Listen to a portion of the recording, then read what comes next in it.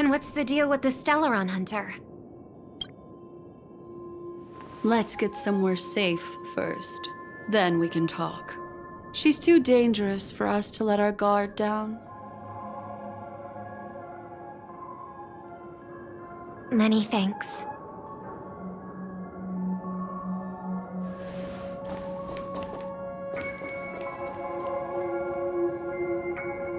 You've gotten more composed. Or have you just gotten slower? She's already left this area. There's no way you can catch up to her now.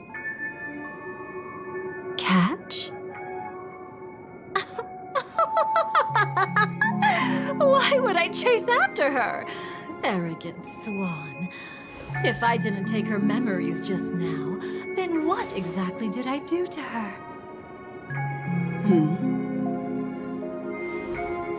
I might as well tell you. I planted a spark of the cremator's fire in her memories.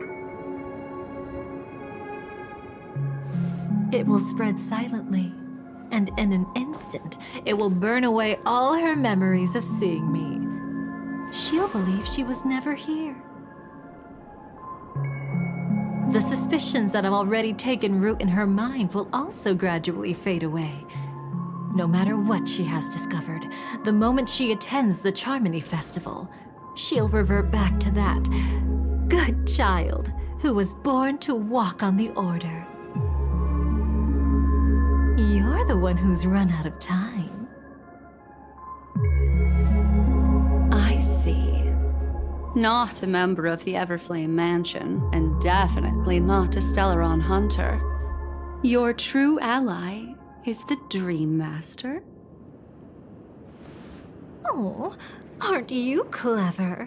How about a little reward for that? Cut the act. Even with your usual reckless methods, you can't handle me alone. You're right. I can't do it alone. But I rarely feel lonely anyway. Repent and return to righteousness. Though you soar like an eagle and make your nest among the stars, I will bring you down from there. Now, can you still keep your cool? He actually gave you strength through the divine law. The Dream Master would go this far for an ally. What can I say? I'm just that trustworthy. If he hadn't done that, how could my control over Memoria far exceed that of ordinary memo keepers? Let alone allow me to tamper with the Stellaron Hunter's memories. Unfortunately, you lost your composure in your euphoria. In the dreamscape, I might not be your match. But if I want to leave, you can't keep me here. Harsh words. Want to test that theory? It's easy to throw away a flower, but the fragrance lingering on your hands won't fade so easily. I can be quite persistent, you know. Even if we rekindle what once was, I remain unchanged.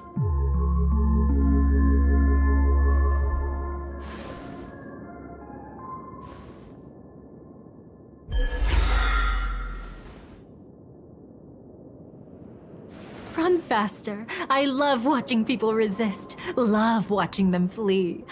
Let's savor this moment a bit longer. After all, for us, this will be an incredibly crucial moment. No matter where you run, I will always find you.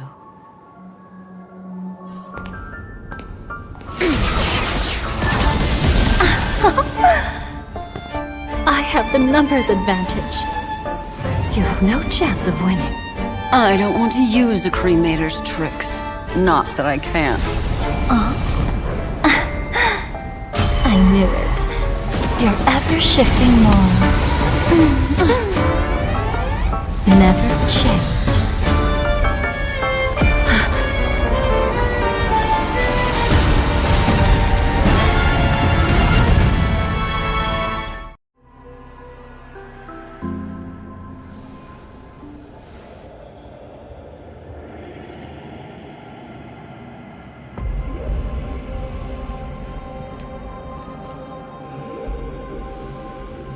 Where do you think you're going? After putting on such an elaborate show, won't you stay for a little chat?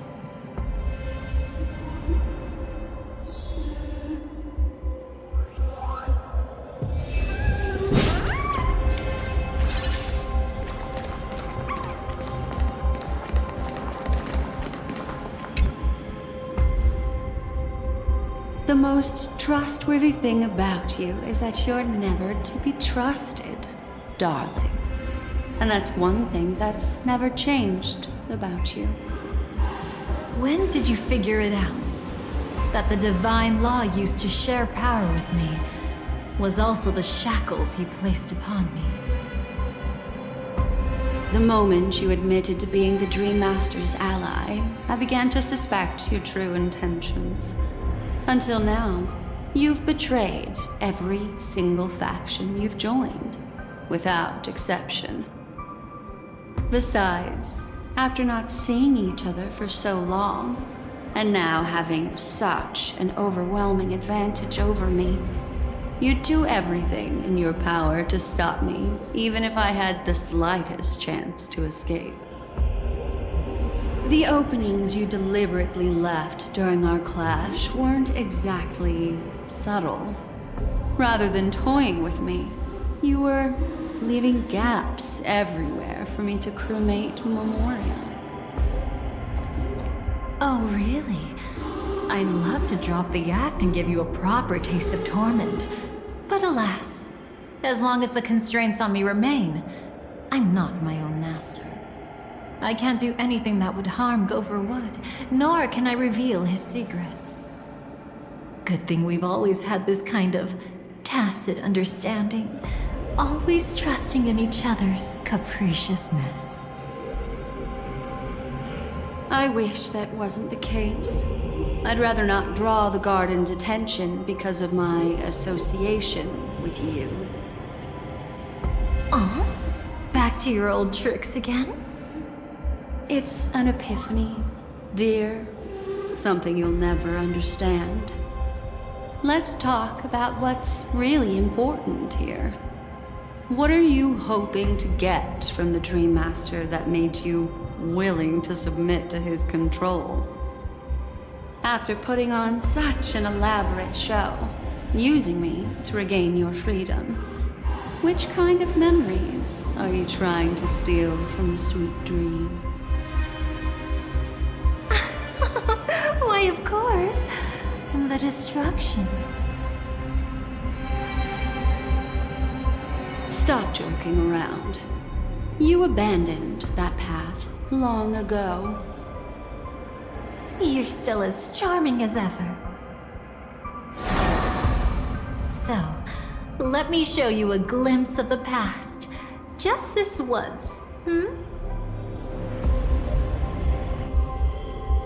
Weren't you really interested in the Everflame Mansion? So you were the one who erased the memories from that music box after all. That's right. I kept only this scene as a memento. I wanted to remember how I felt at that moment. And look closer. It's not just the memories. The Everflame Mansion itself has ceased to exist. Those claw marks. You've long since strayed from that path, yet you can still wield the power of the destruction. Isn't it the same right now? I've betrayed the Garden of Recollection, yet I can still show you the memories.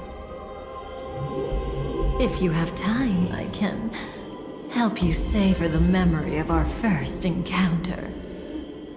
Go ahead and savor it on your own. I want to put it behind me. The sooner, the better. But can't you tell me something I don't already know?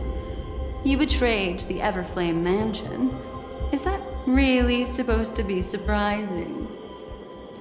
Destruction is a glorious moment. As Duke Inferno's daughter, I will see his last wishes carried out to perfection, even if my role as such is only temporary. And besides, who said I betrayed them back then? I came here to fulfill Duke Inferno's last wishes. This was his command to me. Make the Knights of Penacony crumble and wither. Leave naught but a tomb of remembrance. In other words, everything on Penacony related to the Remembrance was my target for destruction. But this was already a world of Memoria. How could I possibly accomplish this without any help? Working with the Dream Master may be like dancing with the devil, but I have no better choice. Oh yes, everything tied to the Remembrance includes you, of course. Grateful? You should be. My whim is the only reason you're still alive. I won't be grateful for that. You couldn't have done it anyway. Filial piety has never been one of your strong suits, so drop the act. That's exactly why I'm saying, you only think you understand me. Think about it carefully. As a Stellaron hunter, didn't I work my hardest to help Firefly get closer to the truth? As an ally of the Dream Master, I also helped monitor the dreamscape. And when a hunter infiltrated Penacony, I seized the chance to pose as her companion and trapped her in the memory zone. As for Robin, whom he chose as his songstress, I burned away her doubts too, leaving nothing to chance. Like the destruction, betrayal is but a fleeting moment. And before it came, whether with Duke Inferno, Gopher Wood, or Firefly, I wasn't pretending. I truly, wholeheartedly became their companion. What about Robin? Those sparks that burn through memories. Don't you think that was a bit too much? Oh my! I thought I could fool your eyes at the edge of the dreamscape. But I guess there's no hiding from you on your home turf. What? You want to settle the score with me for messing with your people? Why don't we sit down and have a chat? You seem like a patient one to me. So tell me, what exactly do you want to take from me? Don't worry, I only went with the flow, suppressing her power a little to make it easier for you. I trust. You're someone who knows how to return a favor, right? There's this thing called the script. Now that, I find quite intriguing. Stellaron Hunter collaborator. Soon, Robin will understand the true purpose of those sparks, and thank me for it. I can hardly wait. Even though I'm not a Stellaron Hunter, this time, I might have a chance to betray destiny, too. So stop thinking you've figured me out. I don't want to miss out on any possibility life has to offer. Betrayal isn't in my nature. Greed is. Darling, are you fatally wounded or terminally ill? Unless you're on your deathbed, I don't believe you're actually being this honest. I can make an exception for you, but most people, I certainly don't want them to remember. Sometimes I resent memories, because some people don't deserve to witness my radiant bloom again in their memories. And besides, you're no better when it comes to greed. On my deathbed? I suppose that's not entirely wrong. I was hoping a little honesty could talk you into dying with me. No, thank you. Too late. You're already caught up in the secret. Come on, just a few steps more. Even if I tried to turn you away, you wouldn't want to.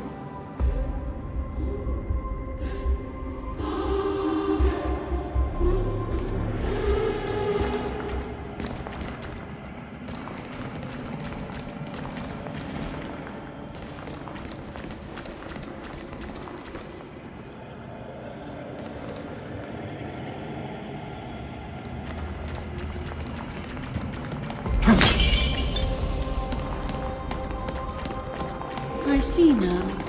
A piece of worm-eaten oak. You weren't just making that up. Oakwood is prone to insect infestations. Nothing surprising about that.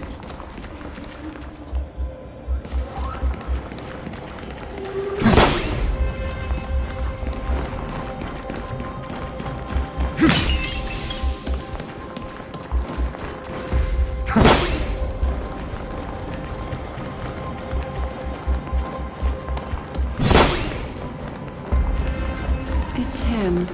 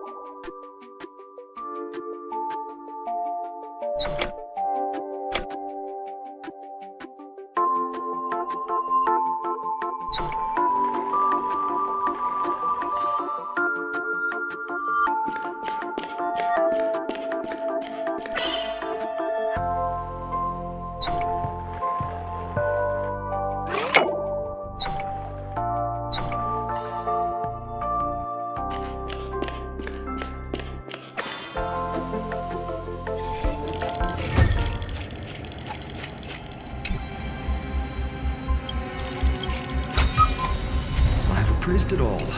No fakes.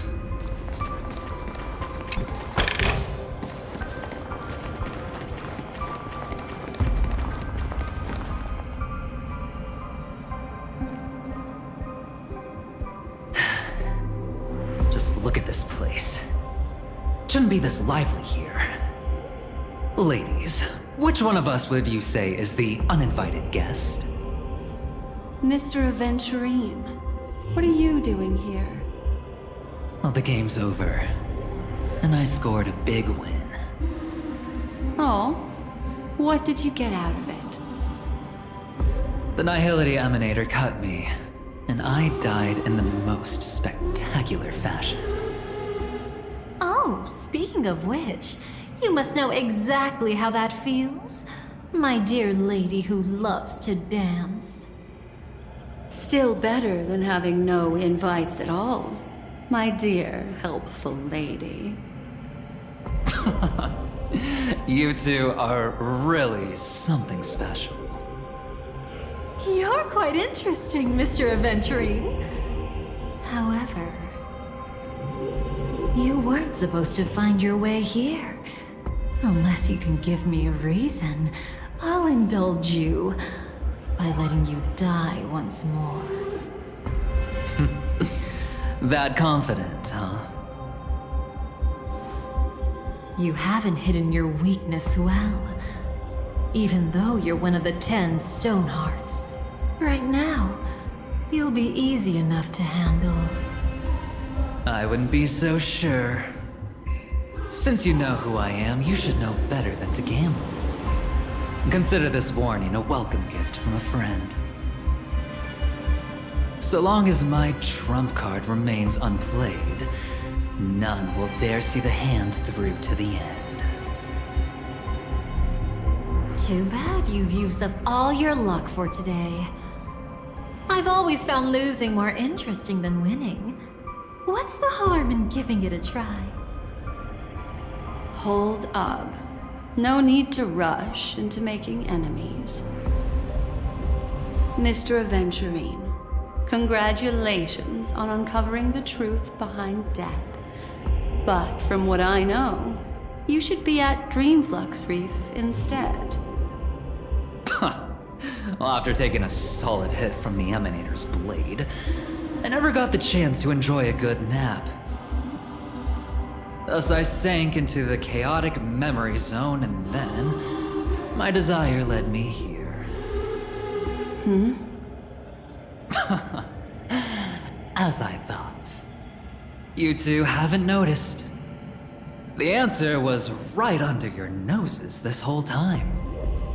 You can traverse through Memoria without relying on roads, which is exactly why you missed it. Ladies, you didn't think the IPC would enter Penacony unprepared, did you?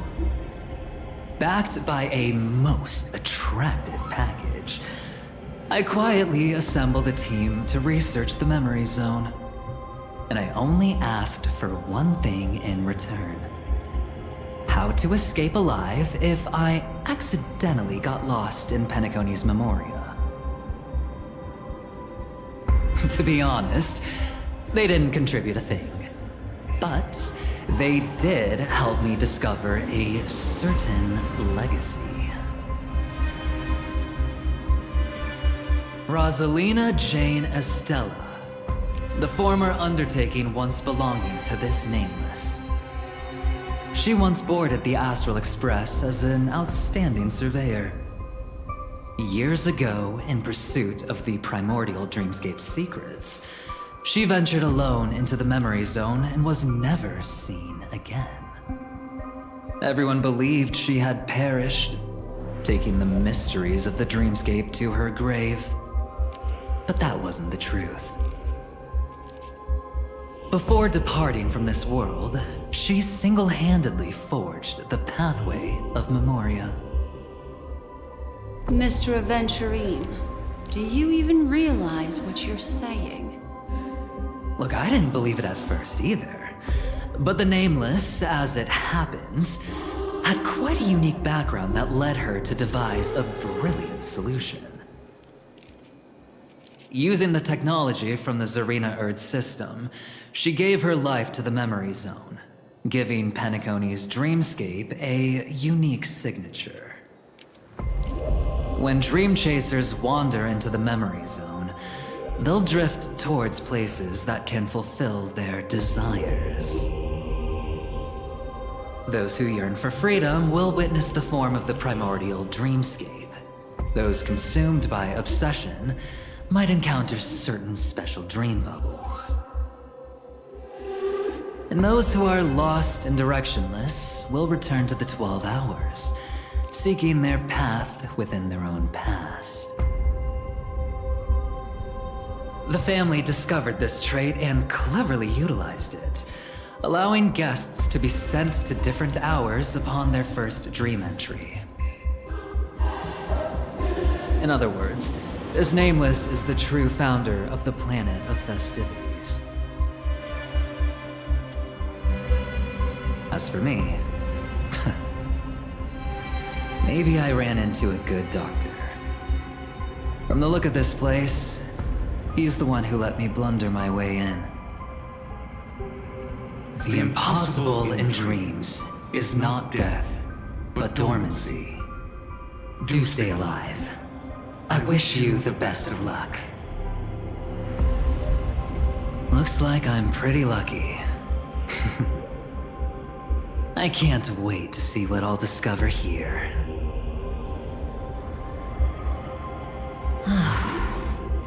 It would seem luck favors you still, Mr. Aventurine. Fate is truly fascinating, yet cruel. Remember Miss Robin's question? If the Dream Master was after the propagation, why did he have to harm the Glamoth Knight? Years ago, he had already completed this plan, waiting for a Glamoth Knight to enter the dream. Unfortunately, with the sudden fall of his empire, his hopes seemed to have been dashed. Yet just as the Charmony Festival was about to begin, a descendant of the Glamoth Knights appeared uninvited, and everything began to turn once again. The Dream Master was never afraid of Firefly investigating the propagation. That was exactly the truth he wanted her to see. Wait, is that why you trapped her in the memory zone? Correct. This place is where the Dream Master wanted her to be. And he wanted her to think she'd figured something out, only to make the wrong decision at the most critical moment. So, what exactly is the Dream Master plotting?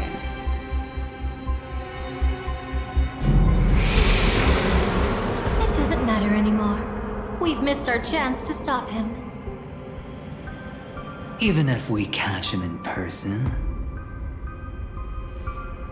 From the very beginning, he never existed anywhere at all. When he attempted to merge with the dreamscape, he transformed himself into 4 primordial divine laws. The gods bestowed upon us heavenly fire, and with it divine tribulations. Let them be, for we are all mortals, born to love and to suffer. The first law. As his parting gift, he bestowed it upon Robin, guiding her onto the harmony. Repent and return to righteousness. Though you soar like an eagle and make your nest among the stars, I will bring you down from there. The second law is the power he bestowed upon me as his collaborator. At the same time, it serves as a constraint to ensure I won't act recklessly. And the third law... Paradise shall fall into this world of sorrow, and once dawn breaks, it will shatter in the light of day. How could anything golden abide in glory forever? I haven't seen it myself either. According to him, it was an all-out attack, like a torrent of fire pouring down from above. And the last one? Nobody knows. After claiming to be ill and withdrawing from public view, even though the constraint remained in place, he never contacted anyone again. Not even me, his collaborator. It's just my theory, but I'm pretty sure I'm right. By then, he had finally completed the last law, and used it to eliminate the one weakness that exists in any plan. The mastermind himself. The moment the plan was set in motion, Gopher Wood died a martyr's death for the just cause he believed in. And the swarm disaster shall reappear again in the sweet dream. The moment has finally come. Resentful from being deceived. Confused by conflicting memories. Your expression right now is so similar to what I had imagined.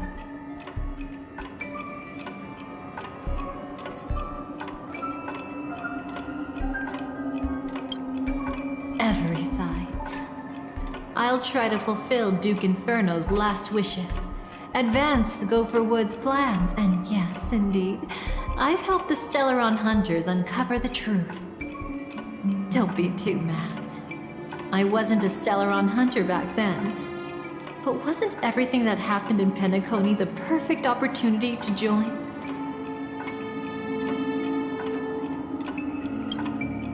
Though it wasn't my original intention, I wanted to help her.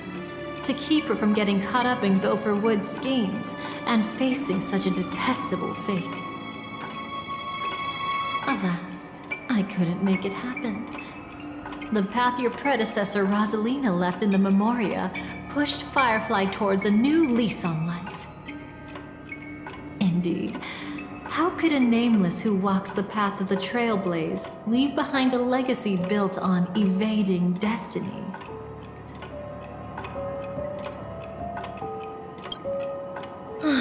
As you can see, he became a martyr, leaving all his power in the 12 hours, like a self-turning hand of time, driving his plans forward. The Order truly is a harsh path. Enna, Gopher Wood, and Sunday, the one you know even better, they all chose to sacrifice themselves for it. But then, something interesting happened. You turned out to be that variable. As Aventurine said, Rosalina's legacy would send dreamers to where they truly yearn to be. For Firefly, that place turned out to be by your side. She revealed her true self to you, reuniting with you as a Stellaron Hunter. Then, guided by a history fictionologist, you witnessed the life of the watchmaker Mikhail.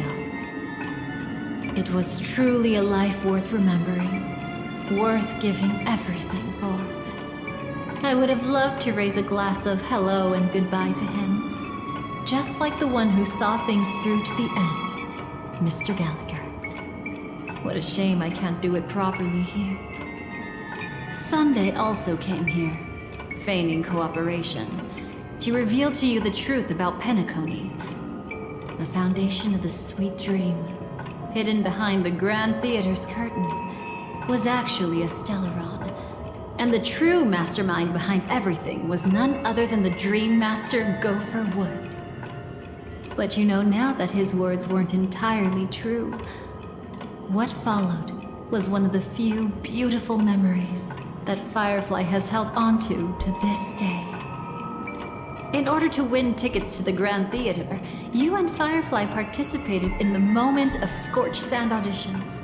Your coordination was so perfect, like you were companions who'd long shared the same rhythm. See, even though you've forgotten everything from before, some traces remain etched in this moment, becoming part of your instincts. Until, following the script, Firefly sent you all to the final stage before departing on her own. In those beautiful moments before that, she experienced the joy of living, yet she still had to face the terror of death. However, you may have noticed that during this period there was a small gap. She and you weren't together the whole time. You returned to a child's dream through a dream bubble left by Mikhail and witnessed his legacy. However, Firefly was not a trailblazer, so she couldn't enter it. While waiting alone, she met her true collaborator, and thus learned that there was more than one legacy in Penacony, and more than one watchmaker.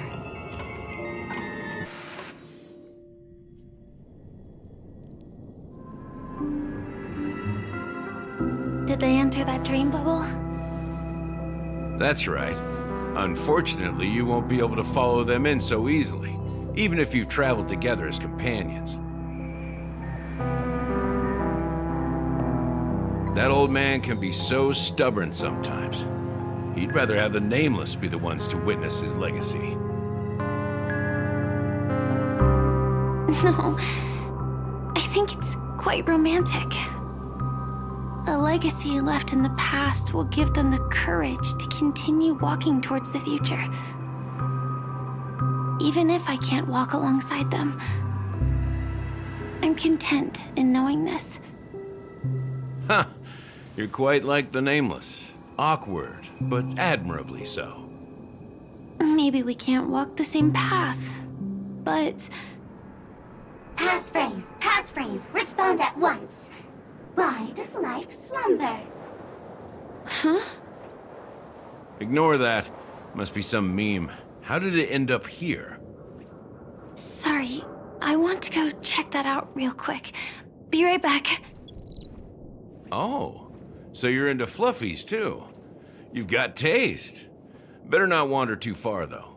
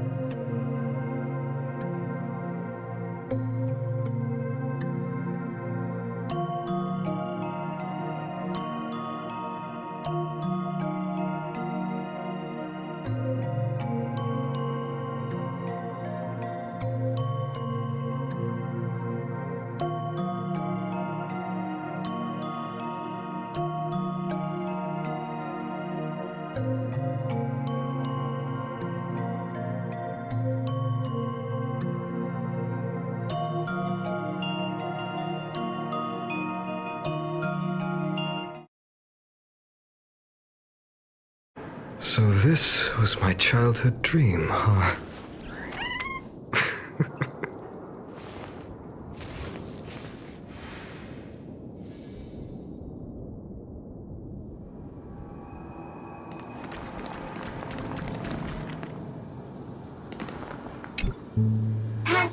Passphrase, respond at once. Why does life slumber? Because people are afraid to wake up from the dream. Perfect! Identity confirmed. Welcome, Agent Mech Tycoon. Please proceed to the next rendezvous point. Our people will be waiting for you there. Is this really necessary? Gotta stay in character. Follow the instructions, Mech Tycoon.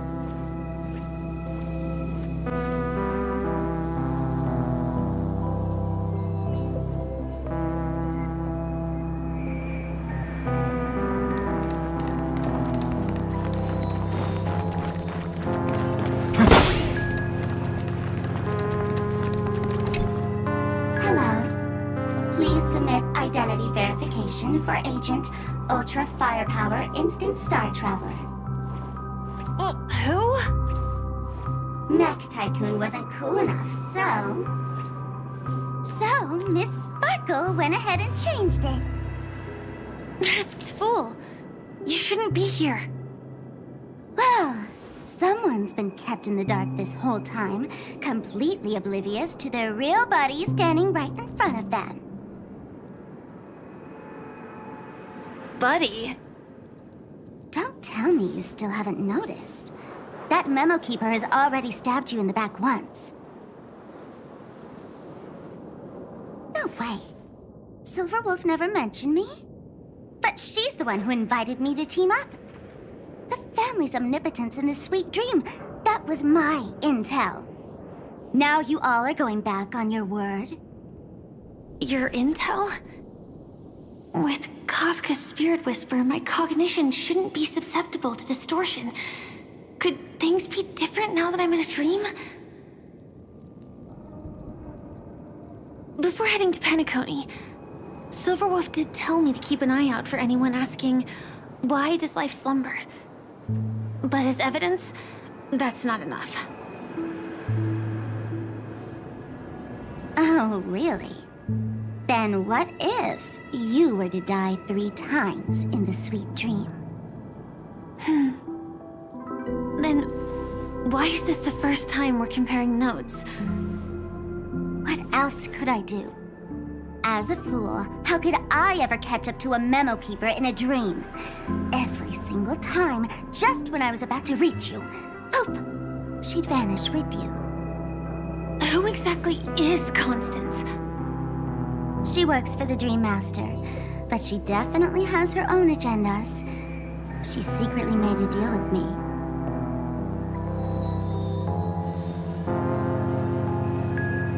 She pointed to a nightmare in which all the Dream Master's schemes would be carried out. I've been looking everywhere for you just to give you this spoiler. A nightmare? What exactly is in it? Tell you straight up? No way. I went through hell and back for this. Here's the short version. After you've lived through the best of times, soar toward the sky with all your might. You'll hear insects chirping at the oak's crown. That's way too cryptic. I can't trust you. Please, we're working together. I'm not some lackey.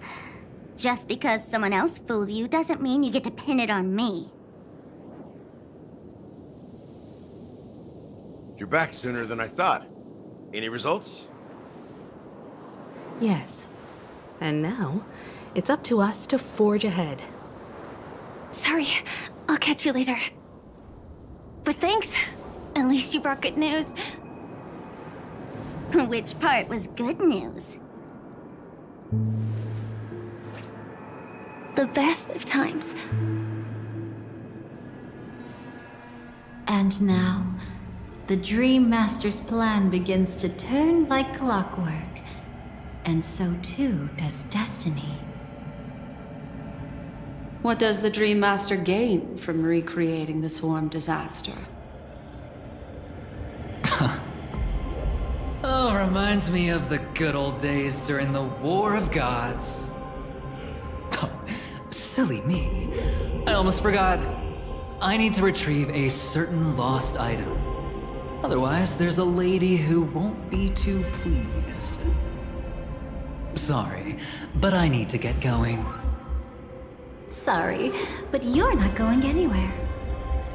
This is the land chosen by Gopher Wood to meet disaster. But he doesn't want the swarm to truly surge forth and devour the world.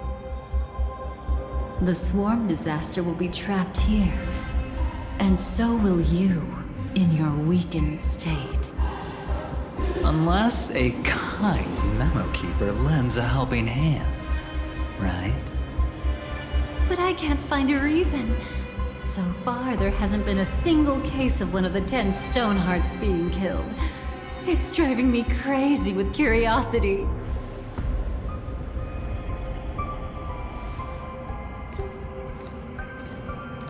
Glory above all! My friends, in the face of the omen of evil, we must stand united more than ever. Allow me to prove our resolve with my spear and pierce through this darkness. Huh? Whose backup is this? Pardon my late introduction. I am Argenti, of the Knights of Beauty, traversing this cosmos to eradicate all that is unsightly in this world. In the name of beauty, the one and only has brought me to this place. Perhaps it is destiny's guidance that led me here.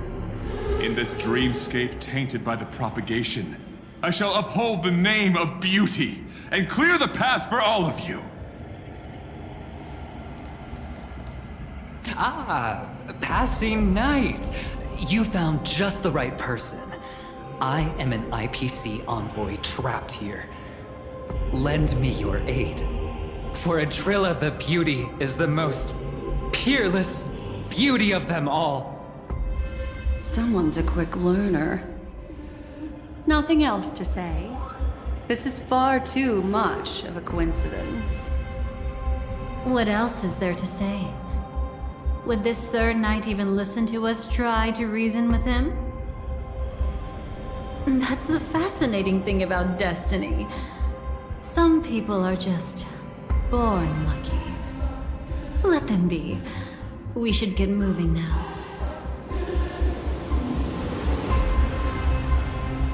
Where are we going? To find your dance partner, darling.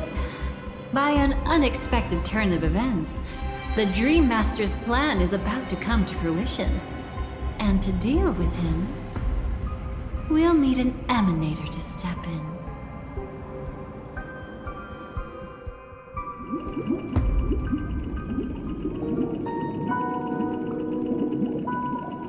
Since the future of the Stellaron, Penacony, and even the entire cosmos is at stake, let's draw a conclusion there, in all fairness. Does that mean he wants to fight us during the Charmony Festival? I'm afraid so. Anyway, we can't leave the Stellaron unchecked. This is about trailblazing a bright future for Penacony, and fulfilling the long-cherished wishes of Mikhail and our other predecessors. After you've lived through the best of times, soar toward the sky with all your might. You'll hear insects chirping at the oak's crown. It's all over now. So that's how it is. Well then, it's time for me to depart. They've harnessed the will of an entire planet to create an Eon. This confrontation is far more complicated than a simple power struggle. To secure Penacony's future, fighting on the stage alone is not enough. What do you mean? Are you not coming with us? I believe Firefly is trying to say that she's heading off to another battle.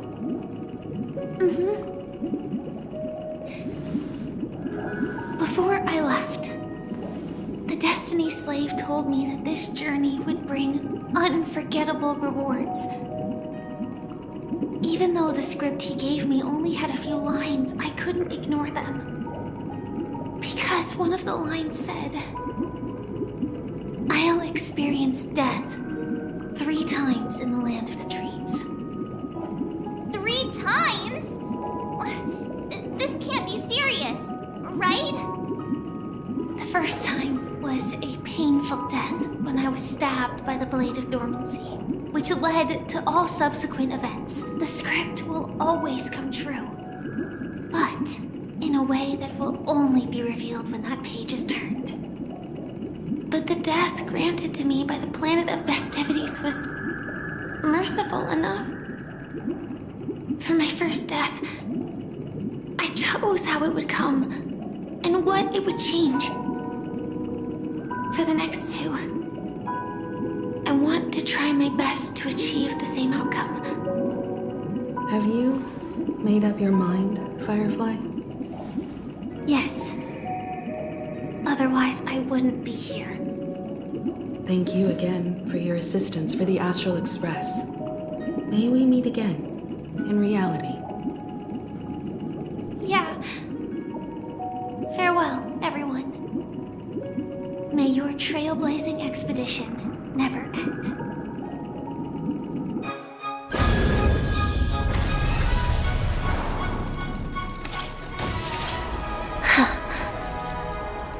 I dreamed of a scorched earth. Everyone, are you ready? A new shoot sprouted from the earth. It bloomed in the morning sun and whispered to me. Like fireflies to a flame, Life begets death. May we meet again in reality.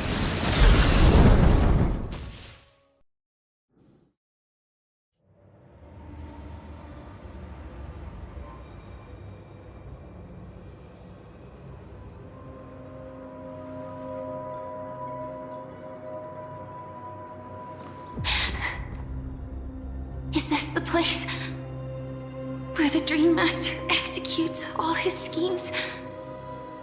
Or perhaps it's the place where he'll find redemption. Dream Master? No. Just one of his divine laws. Don't think I'll let my guard down. I know your true nature. Whatever your goal is, I will stop you. No need to be so tense, Miss Firefly. I am but a thought, formed from memory. Feel free to strike me if you wish to verify this. But his actions aren't baseless. There's a reason for my presence here. Please continue. Thank you for your openness. I'm equally unaware of the Dream Master's malicious plans. But he's been waiting for your arrival. That Glamoth Knight he killed with his own hands, through me. He hopes to restore justice for her. And you, her friend, are meant to witness it. Justice? Indeed. I'm quite familiar with this place, and can guide you. This has its own significance for you, too. Witnessing his confession is tantamount to unveiling his crimes. I don't need your guidance to get this done. But you need someone to decipher the truth. Force alone won't solve anything. It's not like you'll stop here if I refuse. Lead the way. But I'll be keeping my eye on you. What is this place? Oak Manor. Once part of the Dewlight Pavilion. Before becoming the Dream Master, he used to hold family councils here. But it's been abandoned for years, sinking into the primordial memory zone.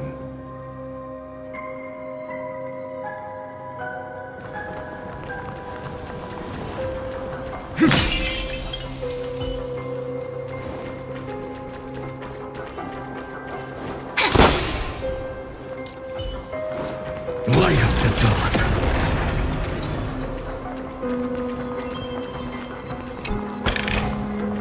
Is this also a blessing of the Trailblades?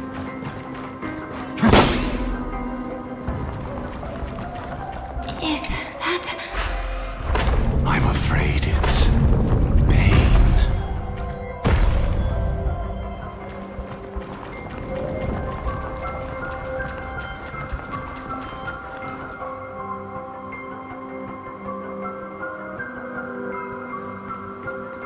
Did Oak Manor always have decor like this?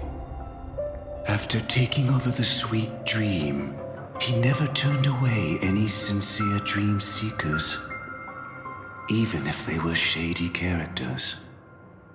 Walking along the Harmony, he firmly believed that even villains could be transformed by Shipei's benevolence to show mercy, act with justice, and walk with humility. It seems his wishes didn't come true. Indeed. Those villains never learned their lesson.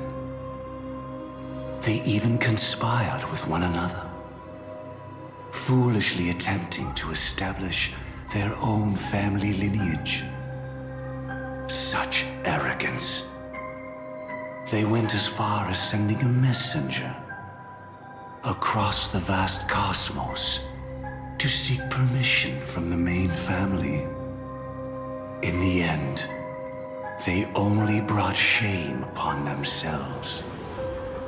And then there was a revolt.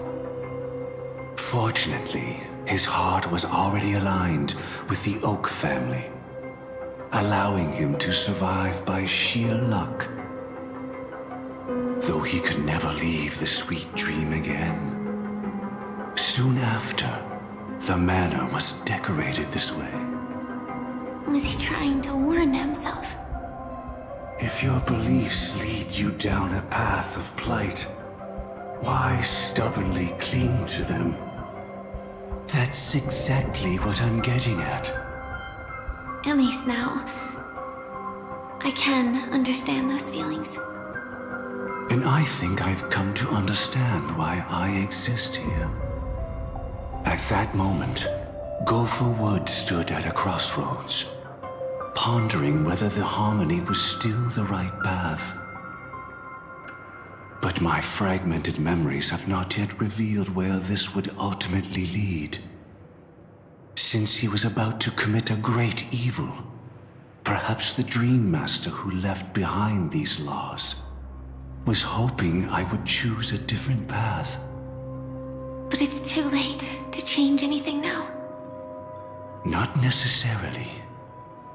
We might as well keep moving forward. Good intentions are always the final creation of evil deeds, for they know they must be stopped. And his past choices will reveal his schemes to us. In your opinion, which path would the Dream Master choose? Probably the path of force. But Miss Firefly, feel free to do as you please. I have no other thoughts today. My childhood musings are so naive.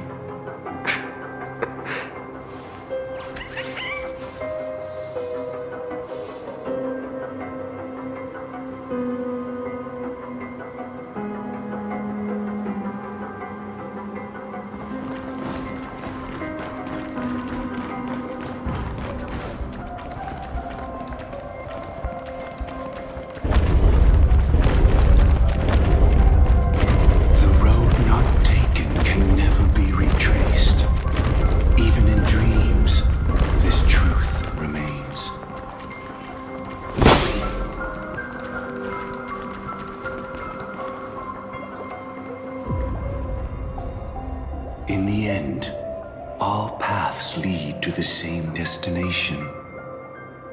Human will, it seems, truly has very little impact. Is this?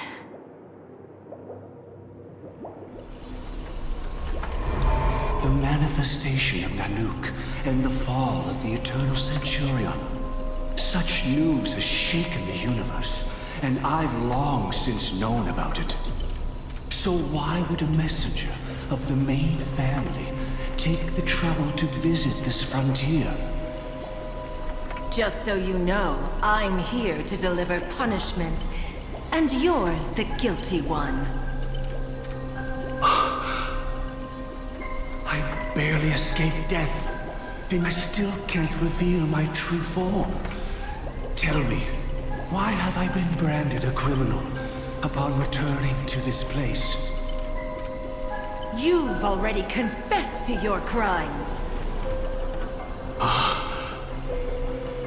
The family doesn't tolerate incompetence, even from a branch leader on the frontier. Not only did this one fail to quell the situation, he was even murdered. If it weren't for Nanook's manifestation, the Eternal Centurion would have descended upon Penacony to eliminate these villains. But you survived by sheer luck, and I set out for this very reason. You must settle this matter yourself and reclaim your lost respect. Not for yourself, but for the family. To survive, but without the power to do anything. Therefore, your crime shall be punished with a blessing. I shall bestow upon you another crime, Its evil reaches even the heavens, and once known, the name Gopher Wood will lose all meaning. You will be alive in body, but dead in spirit. I know my sins. Please bestow your punishment. Here and now? That's not possible.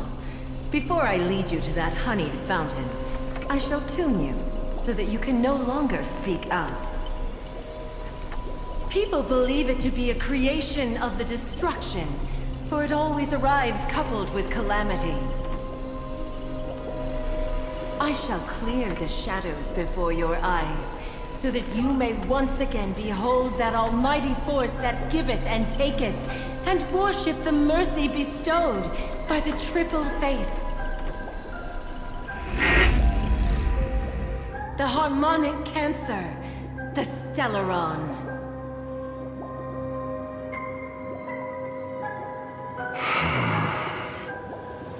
Did the Dream Master already know back then that the Stellaron was actually a creation of the Path of Harmony? Was he forced to manipulate the Stellaron under the family's orders? I'd like to defend him, but calling it forced would be self-deception. He claimed he was powerless, not that Shipe taught us we shouldn't do this. Whatever the family's true face may be, right now, Gopher Wood is no longer a follower of the Harmony. What if you were the one standing there? Perhaps I too would betray the Harmony. But in any case, that would only mean I found the family unworthy of obedience.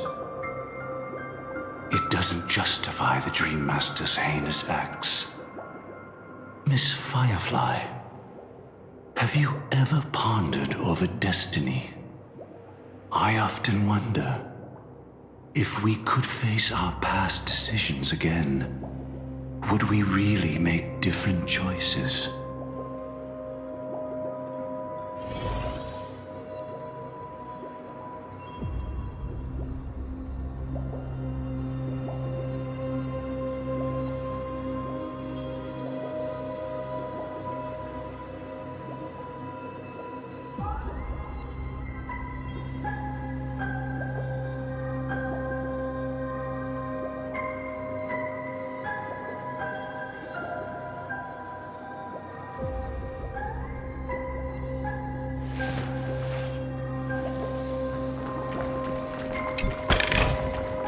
Is this also a blessing of the Trailblades?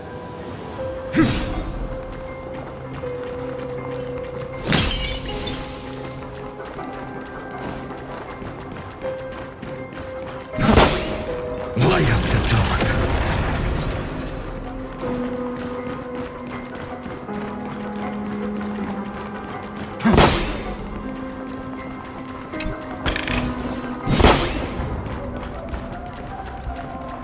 It's in that puppet's hand, Lady Firefly. Got it.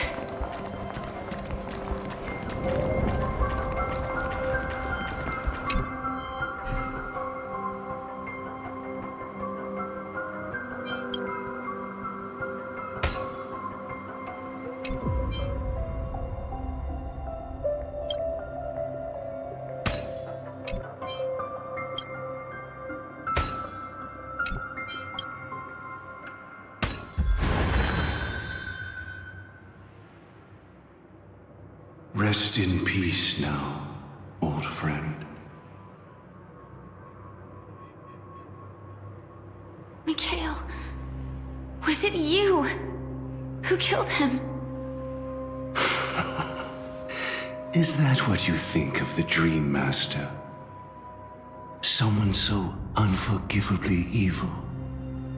He was once the Dream Master's closest friend, but they ultimately parted ways due to their differences over the sweet dream. Mikhail once gave the Dream Master a wristwatch, and even though it's broken now, he still treasures it to this day. I came for a confession, old friend. I wonder, what did death feel like to you?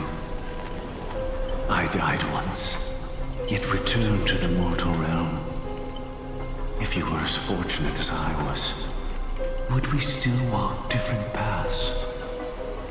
In my eyes, you can still hold on to hope precisely because you've never faced inevitable death. Would you blame me? Would you, Mikhail?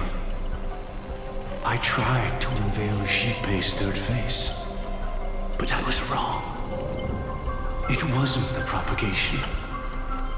Yet destiny was so merciful, making me realize the propagation was able to continuously evoke people's prayers for the order through the fear brought by the swarm. When the swarm disaster ravaged the universe, that was also when the order reached its unprecedented peak. But after that, the Great One deliberately ignited a war among gods, leading to their own downfall. They would rather fall than let the order ascend upon a staircase of falsehoods. They were wrong too. The Great One wished to restore justice to the mortal world.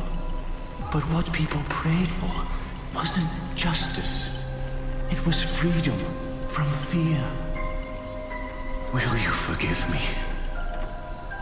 Will you, Mikhail? I shall commit an act of transgression, mending the errors of the gods. I will restore the missing hand to the celestial clock and show mankind death. I know my sins. They are ever before me. But I shall never repent. Using the propagation to lay the foundation for an eternal paradise. So what he meant was recreate the swarm disaster using fear to force people to pray for the Order's return? Perhaps that's why your friend was killed. The Dream Master wanted to find out how the Glamoth Iron Cavalry obtained the propagation's power. That's not a power that can be easily controlled. We need to pick up the pace.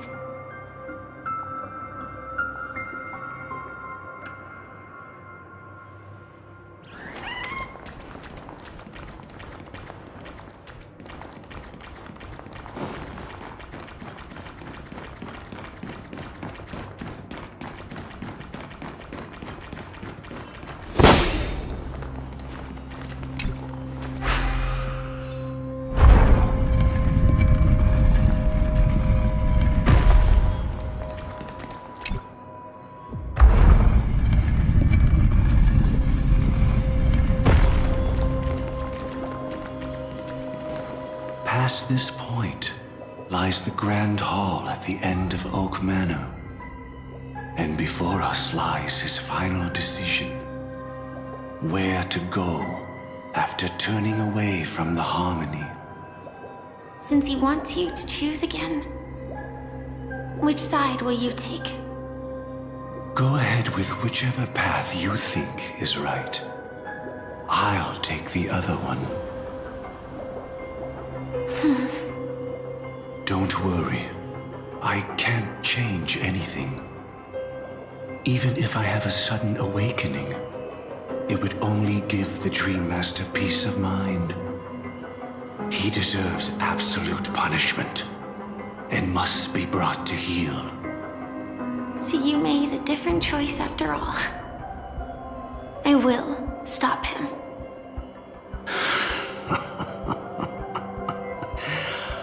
I hope everything goes well. This is goodbye, then.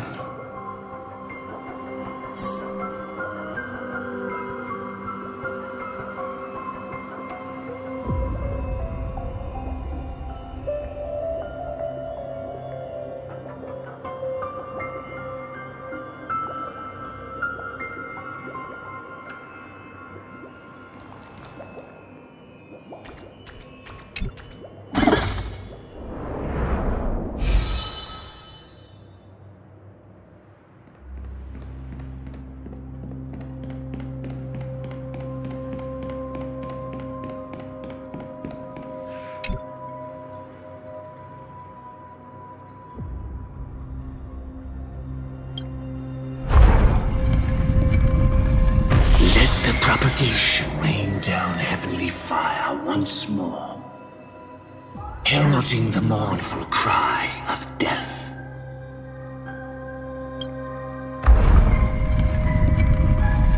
Let the harmony's lies be exposed in an instant, revealed by the piercing blade of truth.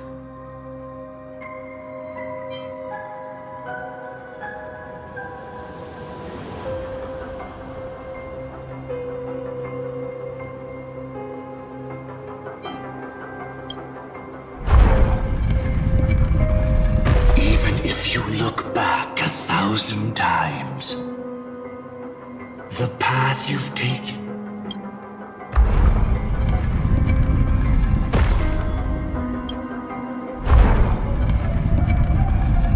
let the propagation rain down heavenly fire once more, heralding the mournful cry of death.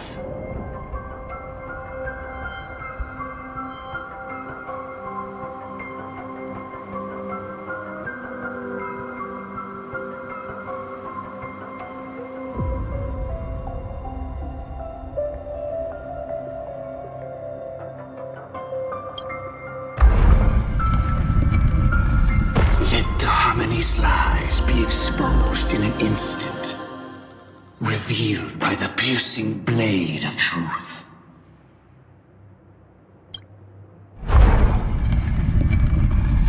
Even if you look back,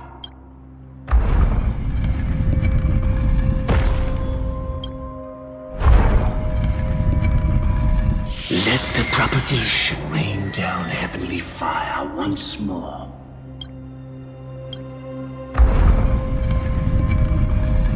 Let the harmony's lies be exposed.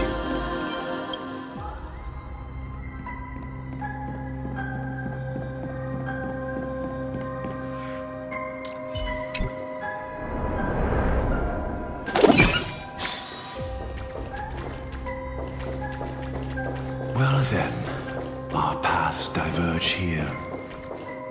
You go towards life, and I towards death. Which path is better? Only the gods know.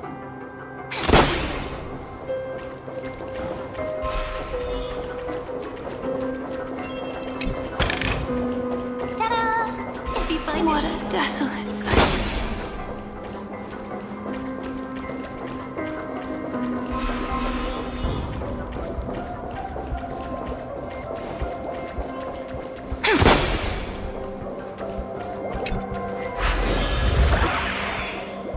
Nothing seems out of place. Did I pick the wrong one?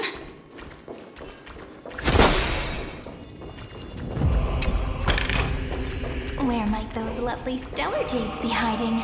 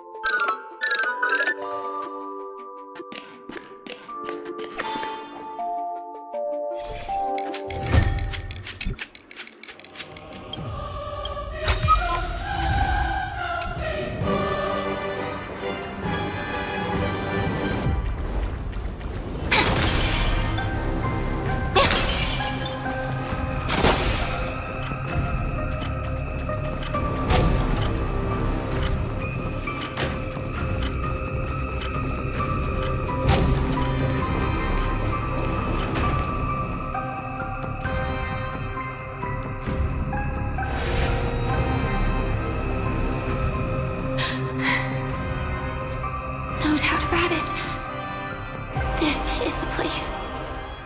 My apologies for keeping you waiting, Lady Firefly.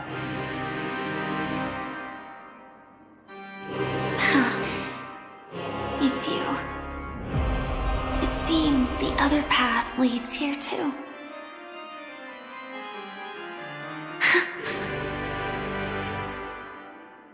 What is this? It's the terror that humanity dares not recall. The swarm disaster's chrysalis of extinction. The Dream Master's devastating strike, like a torrent of fire, lies hidden behind the stained glass, waiting to shatter it and unleash the swarm disaster once again.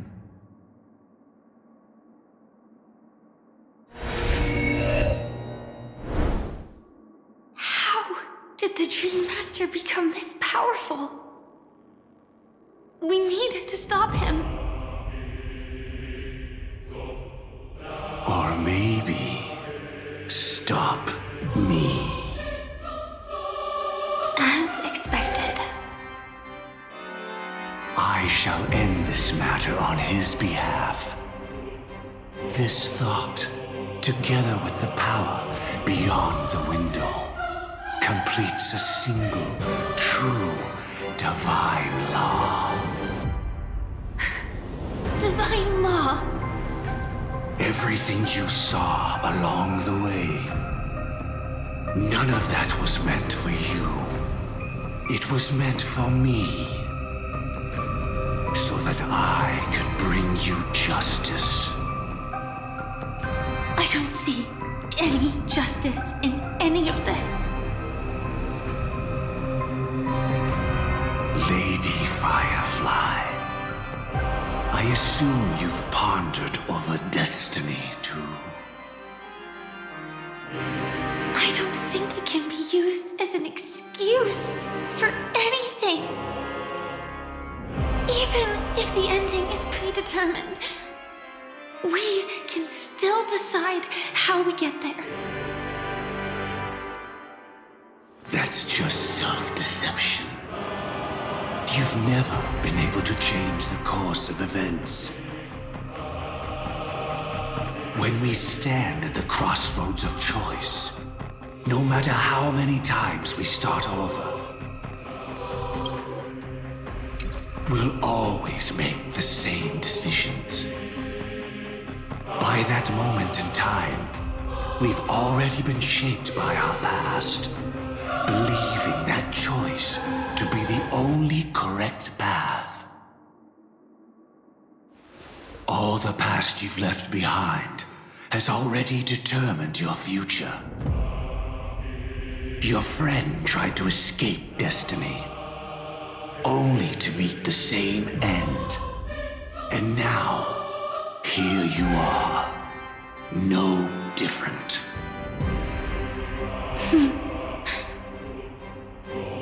But the person you met today is someone who has rewritten their destiny.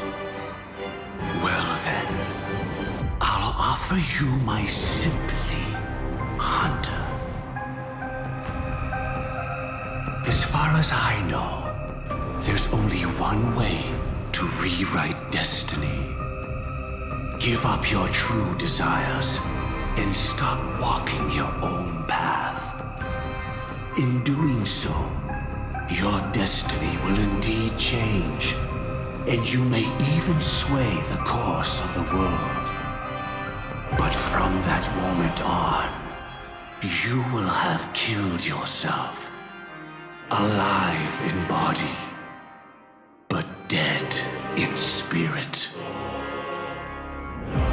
This is the price we're willing to pay to defy destiny.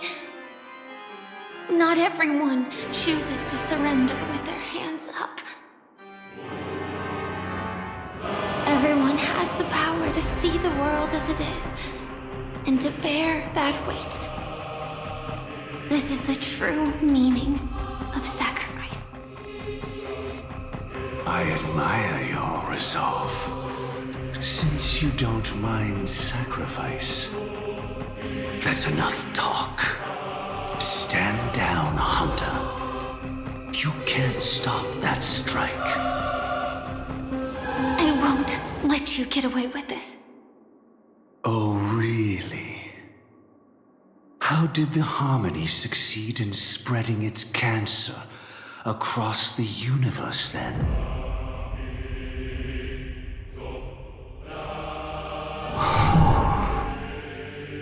Though she wasn't my true companion, the cremator left me with a spark of her flame. I never trusted you. During our journey together, I planted it on you. And now, I'll let it reignite. It can burn away a thread of thought with ease. Impressive. But do you really think you can get ahead of me? If I can't, I still won't run away. If that strike is inevitable, I'll be the only one who dies in this nightmare. Your courage shines like pure gold. Even so, paradise shall fall into this world of sorrow, and once dawn breaks, it will shatter in the light of day. How could anything golden abide in glory forever? Come forth and present yourself, last heir of the Empire.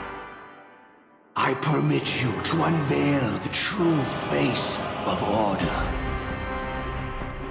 I permit you, with mortal hands, to bring forth the Great One.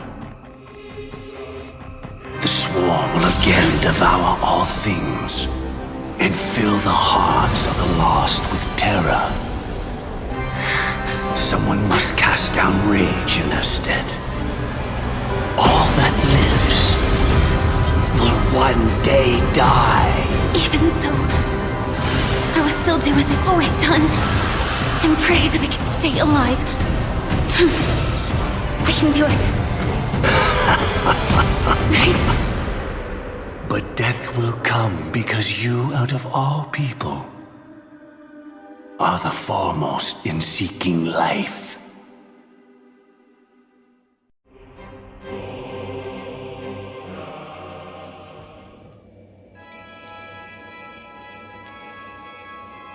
Your last confession took me by surprise. Mr. Gopherwood. No. The final divine law. I suspect there was never any chrysalis of extinction from the swarm disaster to begin with.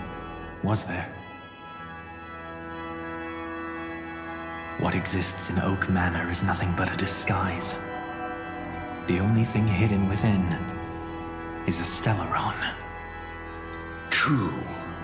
I never unraveled the secrets of the propagation. Now, split into 4 parts. A single strike of mine cannot harm that hunter.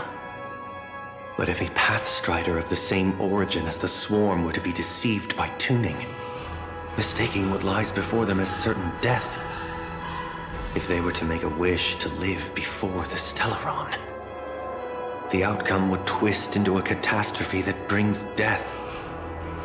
The Swarm disaster. Her life shall beget death, and that death shall beget life unto this world. But why are you so certain that nothing will go wrong? I've already glimpsed the secrets of the Stellaron, and I have no need for certainty here.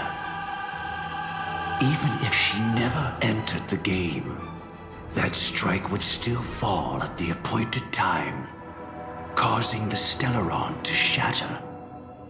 The Dreamers will learn that the power to destroy their own lives comes from the Harmony, but that it is ultimately the worst option. You should know that I won't agree with this. Too late, child. The hands of time have struck midnight. Look up at the stars. Do you know why they are so cruel? That reason shall be the final divine law. And with this, we entrust everything into your hands. Because the stars belong to everyone, they have never belonged to anyone. If you love everyone, then you love no one. Well, that's where our conversation ends. Go ahead. The 107,336 souls of the Oak family have dreamed of this moment too many times. The opening is near. Go, my child. Seize the power of the harmony and reveal your karma. I shall walk the path of the Order to its end, as you wish. But I can no longer accept your divine laws. If I become the only star in the sky, even if I belong to no one, there would still be no cruelty. The stars are cruel, only because they have never shared their heat with the masses, burning fiercely only for themselves. Well, there can't be two suns in the sky. I'll step up and take down the other sun if necessary. Moreover, how could I allow other stars to shine during the day? Paradise shall soon be created. Not at midnight, but at noon. I shall initiate the first and only divine law of the great Septimus. I shall ascend to the heavens, becoming the scorching sun. Bathed in my light, my people shall flourish, while all evil shall be eradicated.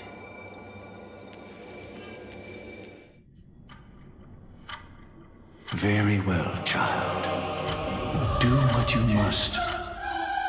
Perhaps I was never without choice, merely too entangled with the fear of losing, never knowing what was possible if I chose to act. I should become a watchmaker too.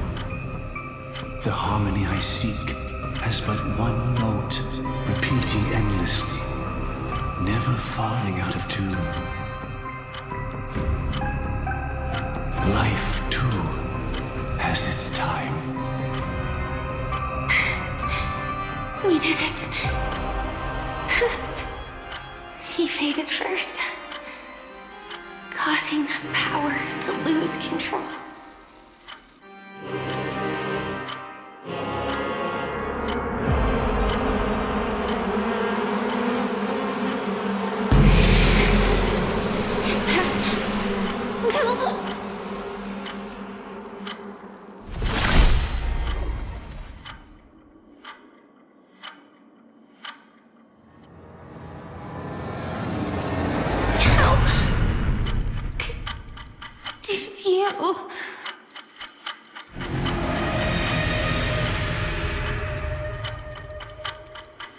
Death comes for us all, eventually.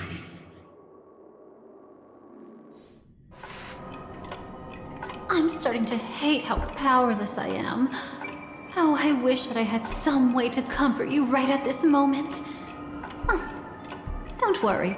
That was all in the past. She had almost reached her demise, yet she survived. Her second death hadn't come yet. It would be upon her soon.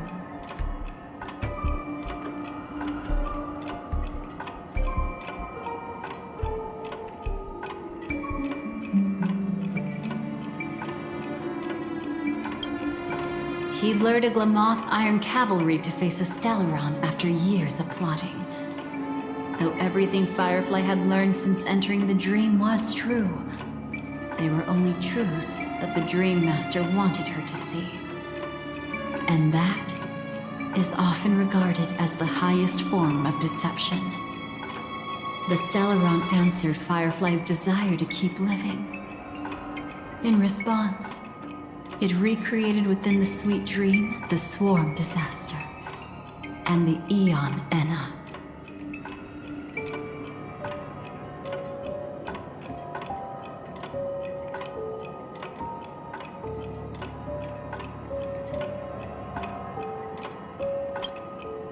It was confined within the dream. Even a Stellaron could not truly revive the swarm disaster. The Dream Master's actions could only evoke fear in those already dreaming. Yet this swarm was frighteningly real when you consider the next steps of his plan. Enna's dream had enveloped the entire star system, which meant the swarm disaster would gradually become indistinguishable from reality. The propagation would awaken the most primal fears in all dreamers. Through their cries, the path of order would be sustained, until the entire cosmos drowned in a singular dream. You engaged in a decisive battle with Sunday at the Penacony Grand Theater afterward. He had, without question, become an emanator at that time after usurping the harmonious choir. But you showed no fear, and gave it your all in your fight against him. And you emerged victorious with the help of your allies.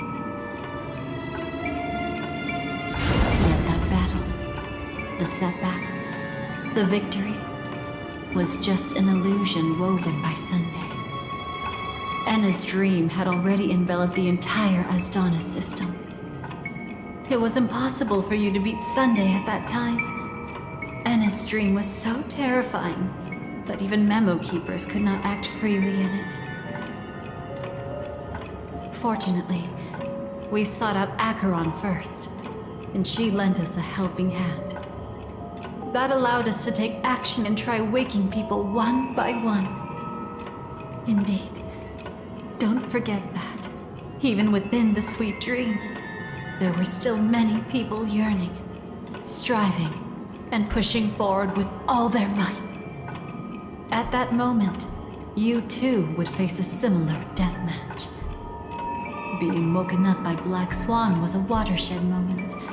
Due to the existence of Enna's dream, your memories from that point onward can no longer be viewed from the same perspective as before.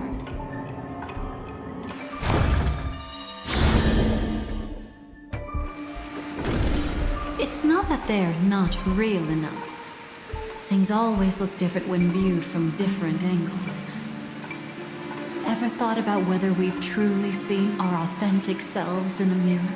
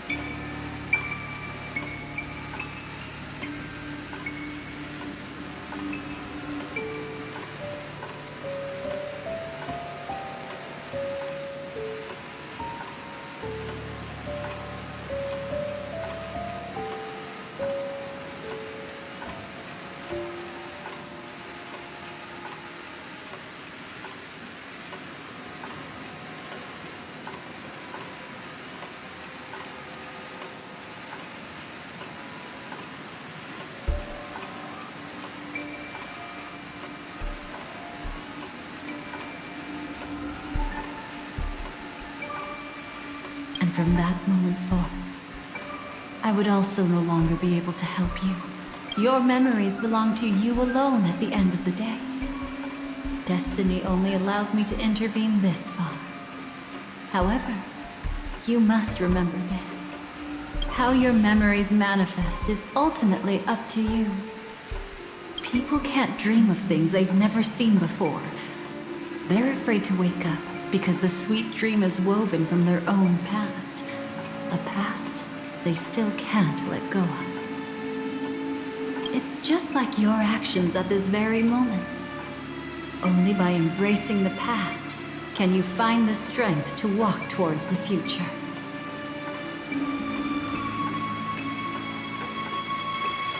Firefly, me, the Stellaron Hunters, this entire world.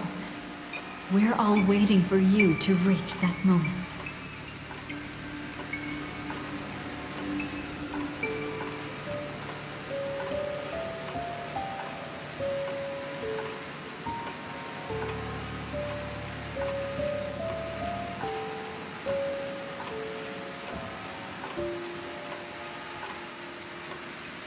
I can hardly tell if this is nervousness or excitement. You are different, unique, and worth waiting for. Go and write a prelude to memories once more.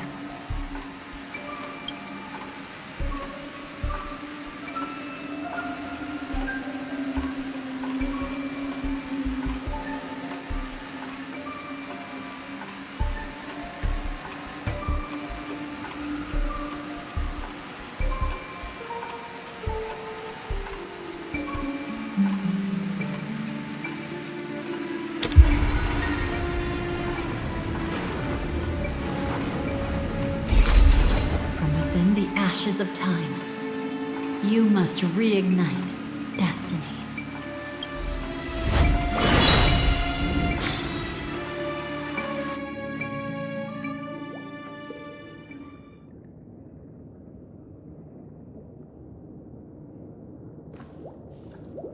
This way, darling.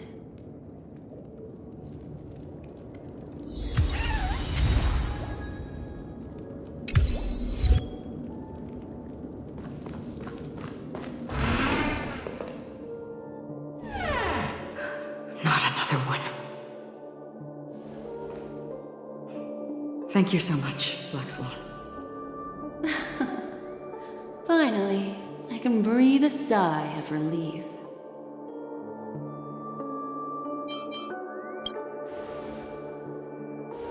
I understand you must be confused, and will do our best to shed light on the situation. However, before that, it's essential to know that this place is the rift between dream and reality. A place reserved only for those who have awakened from Enna's dream.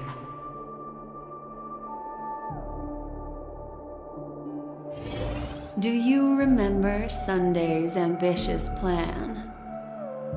He intended to harness the power of the Stellaron, the collective will of over 100,000 Oak family members, and the desires of everyone in Penacony to usurp the harmony and restore the order. Unfortunately, it didn't stop there. From the early days of our journey into Asdana, we were already affected by the Stellaron. That strange dreamscape where we met. Maybe it was a sign that your thoughts were beginning to drift away.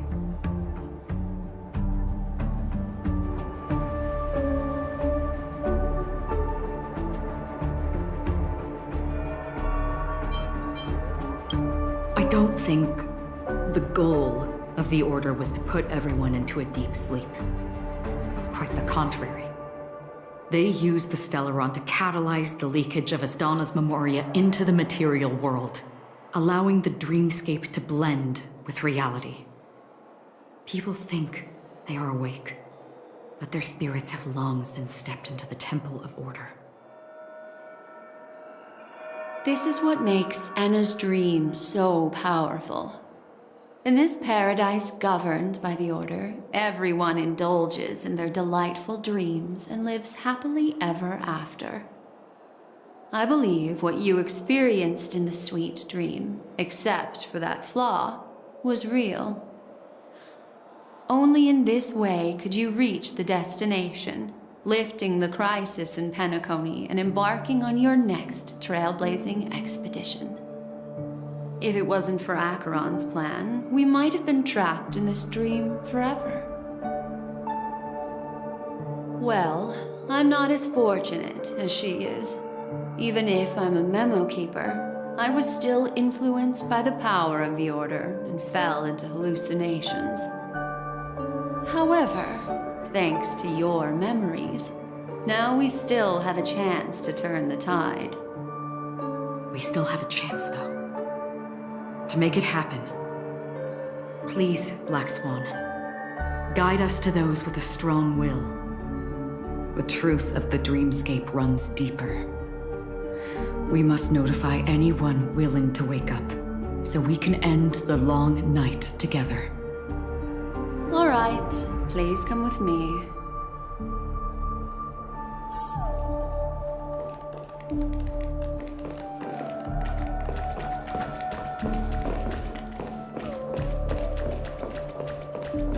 Stay calm.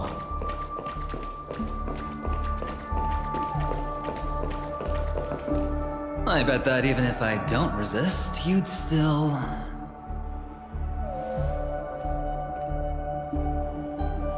Time to get down to business, cowboy.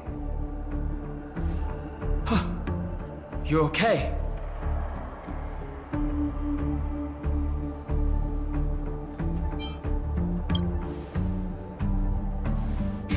A memo keeper is looking for them. We must do everything we can as well. Quite the fateful encounter we have here, friend. Seems you're also a light sleeper. I'll send you some of the IPC's sleep aids one of these days. Unfortunately, we need to stay awake right now rather than sleep. We're still nowhere near capable of breaking free from Enna's dream. Let me break the bad news first. The enemy we're up against isn't just Sunday anymore, nor is it the harmonious choir that he's usurped. The Dream Master has awakened the swarm disaster within the sweet dream, and cast shadows into the hearts of all dreamers through Enna's dream. The primal fear taking root in people's hearts had led them to call out to the Order for protection. The path of order is gradually being restored, and this has transformed Sunday into Enna.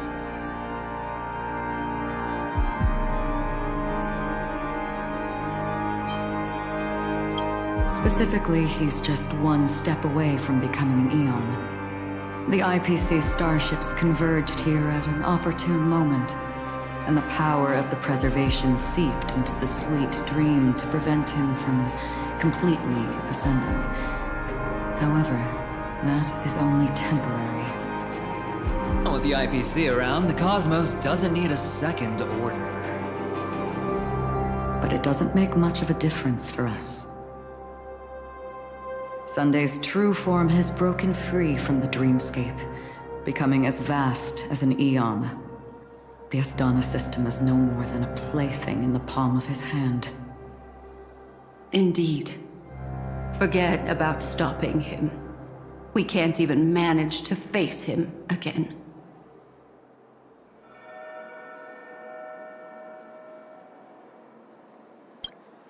The key still lies in Enna's dream. Fear and sweet dreams. He relies on these two lies to gather the dreamer's shared wishes. He's still just a false god who barely managed to ascend. If we can wake people up and break Enna's dream, Sunday's divinity will fall with it. But the current sweet dream is extremely complex. Miss Black Swan, could you please explain the rest of it? My memory isn't the best, after all. Time is of the essence. So I'll cut to the chase. There are 3 layers to the dreamscape trapping us. First, there's Enna's dream controlled by Sunday. It wove a beautiful illusion for every dreamer, making them flounder in it. Second, there's the primordial dreamscape, which includes Dreamflux Reef. The swarm disaster is manifesting again in the Oak Dream within this layer, and is continuously empowering the Order through an endless stream of fear. Third, there's the 12 hours established by the family. This layer was the first to merge with reality, and is itself an enormous trap. Forget about winning. We need to cross all 3 layers of the dreamscape before we can even face Sunday again.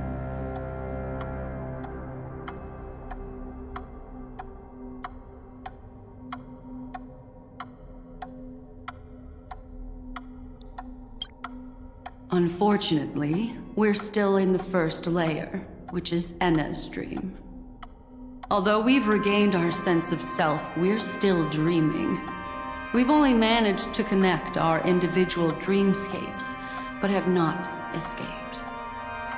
To destroy it, we must make everyone in Penacony want to wake up from their dreams.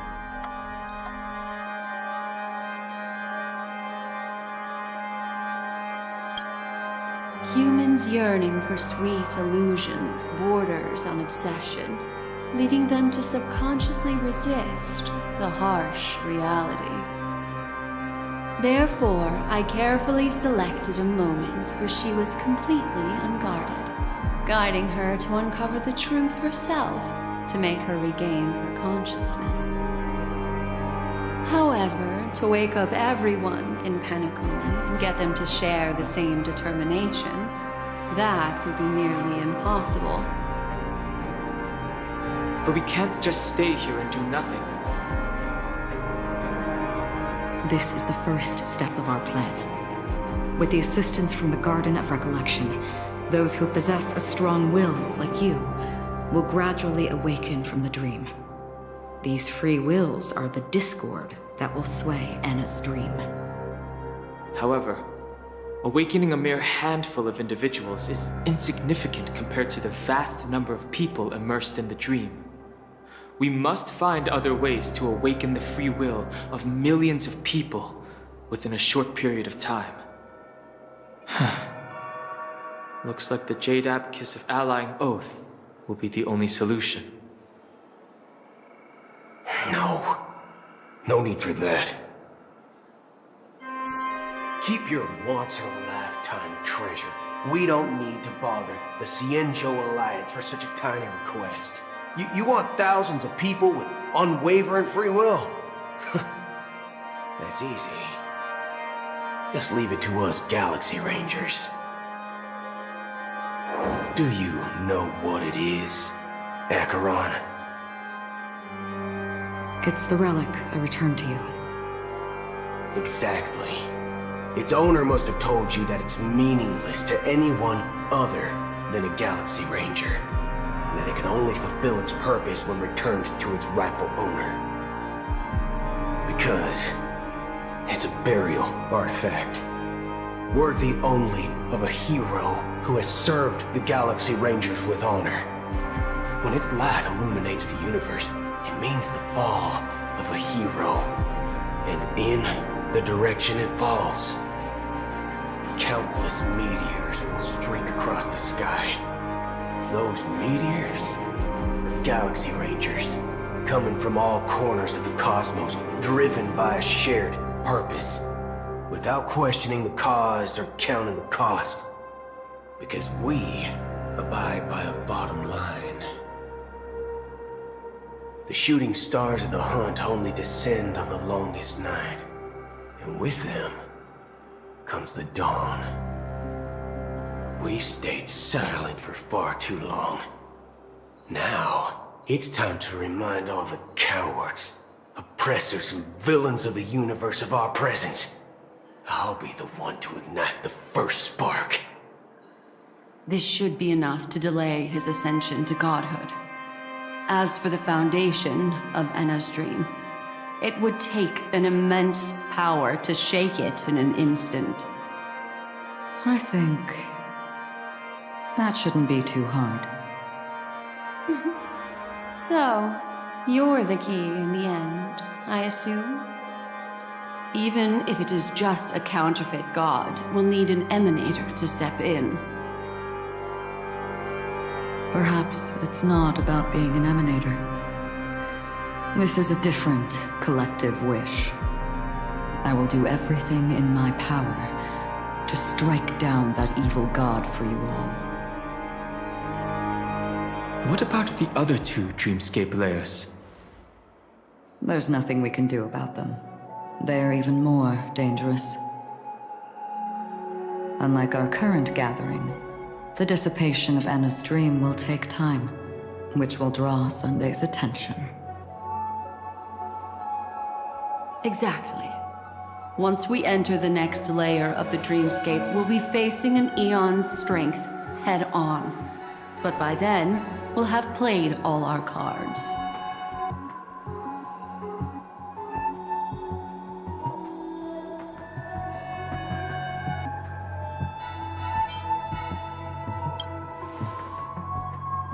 It's too late. Unless another eon intervenes. But that would be tantamount to igniting a cosmic war among gods. The Order is one of Shibei's aspects. Yet the Harmony stands idle at this moment as Enna is being reborn, without any further intervention. There must be some deeper reason behind this.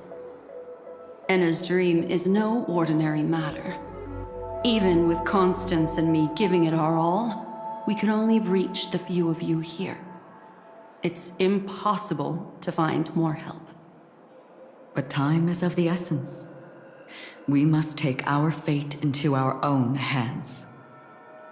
In other words, those who only want to survive by playing it safe will die. All those who dare to face death head-on will live.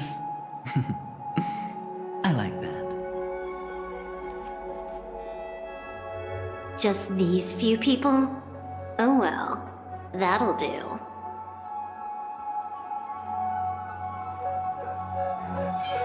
Quiet down.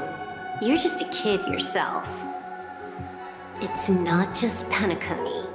The entire Asdana system is done for. A Stellaron hunter? She was at the edge of the Asdana system, but she still got dragged into this mess. Just finding her nearly wiped me out. Quite a bold investment strategy. Tell me, with such a huge risk, what kind of payoff are we talking about? The other 2 layers of the dreamscape will be handled by the Stellaron hunters. One of our associates is searching in the 12 hours for the other person chosen by the Harmony. Oh? Miss Robin? She broke free from Enna's dream through her own strength, and left behind a song for those in slumber. It's true that some people are born strong, and others are born weak. If the Trailblaze is the target of heroes, then the Harmony will guarantee that the strong help the weak. Only the people of Penacony themselves can be the saviors of their homeland. Their path of happiness should be forged by themselves. I may not be a nameless. I'm willing to instill courage in all those who need it. This includes my brother as well. Anna's dream is too cruel for him and everyone else. I see. So, we were able to wake up thanks to Miss Robin's help. But the flaws rooted in human nature can't be eradicated overnight. Do you believe that these efforts alone are enough to convince everyone to choose the right path? I agree with you, Black Swan. That's why the most critical aspect of this plan is not to convince everyone to choose the right path, but to inspire them to save themselves. They'll stir up something big to help break you free from the 12 hours. As for the primordial dreamscape, Sam is standing by, just waiting for you to break free from Enna's dream.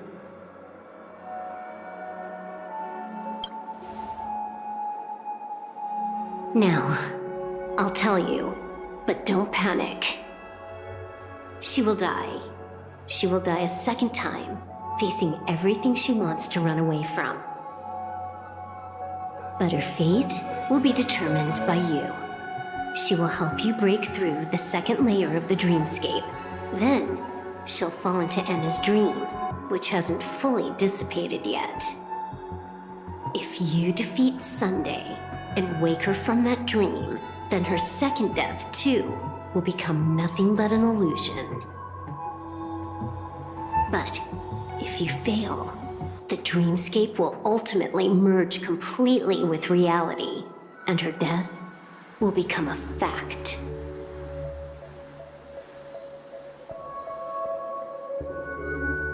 But that still doesn't solve the fundamental problem. What about Sunday? He could wipe out all our efforts with no more than a glance the moment we cross the 3 dreamscape layers. Oh, Miss Memo Keeper. It's time for a game of recall. I once said something to you lot back in the Oak Dream. So long as my trump card remains unplayed, none will dare see the hand through to the end.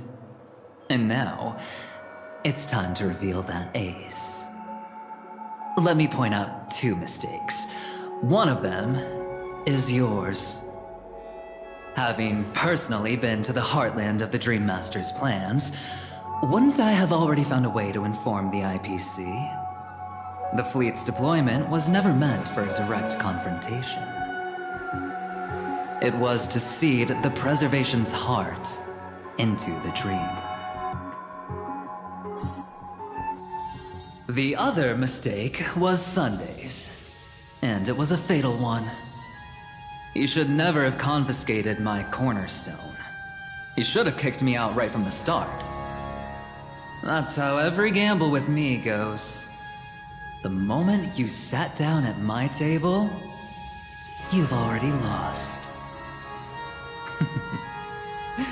A jade-colored light still sleeps deep within the dreamscape, and it does not require the presence of its owner to unleash its powers.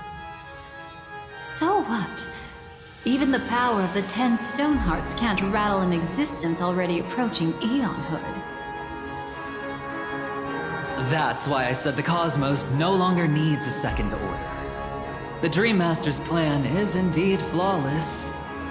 However, when faced with the terror of the swarm disaster, how is calling for the preservation any different from calling for the order?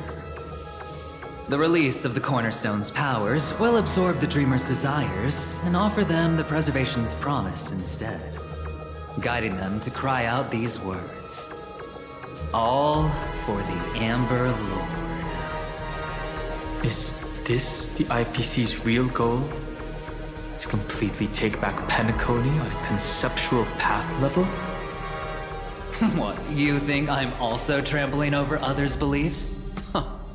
Sorry, but that's exactly what the IPC believes in. Don't question your own ruthlessness. All that matters is profit. The new swarm disaster will end the same way as it ended before. The hammer strike will echo throughout Asdana, seizing the Order's powers on the level of paths to launch our counterattack, leaving Sunday powerless to interfere with your actions. But a new Amber Era will not arrive because of that. Today's hammer strike is not the wrath of an eon, but humanity's battle cry of defiance. I'll hold my breath and listen for that moment. Once our plan succeeds, we can strip Sunday of his godhood, but we'll be too drained to join the battle afterward. So...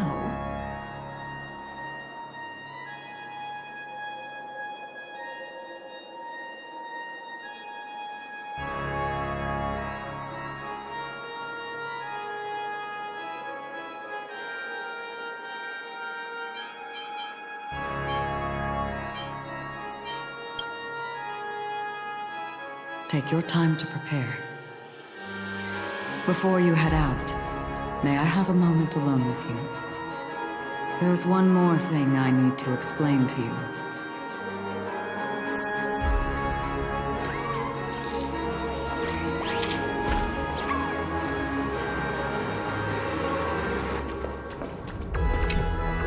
It's you.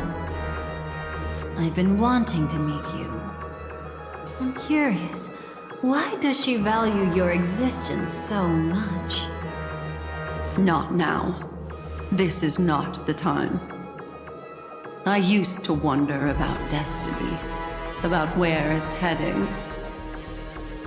But you can decide its destination, at least for today. The bigger the stage, the more you need to be composed when stepping onto it.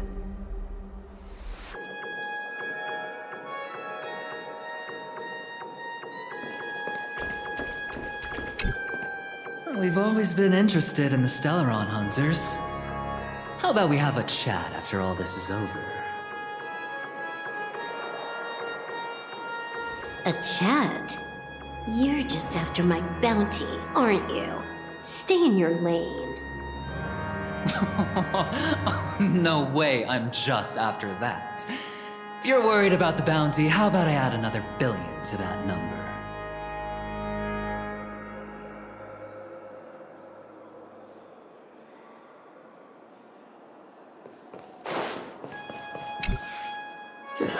Now that our roles are assigned, let's get to our battlefields and pose a grand finale. Go. You already know what I want to say.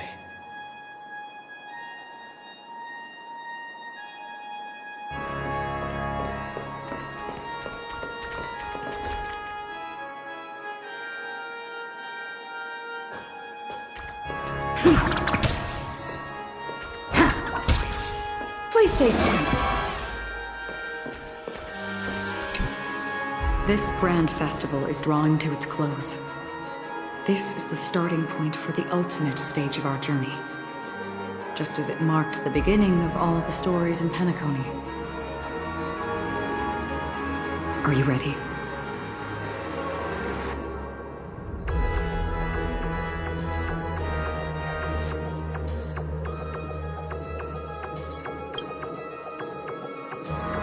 Very well. Now, please close your eyes. A glimmer of fireflies. A sigh of regret. It is because life dares to slumber that they can awaken.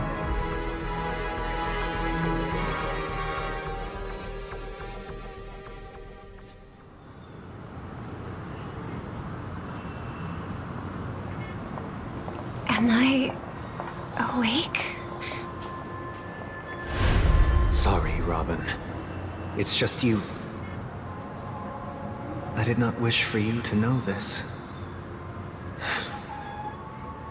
It's a pity that things have turned out this way. Within the foundation of law, humanity establishes civilization, and through harmony, we obtain order.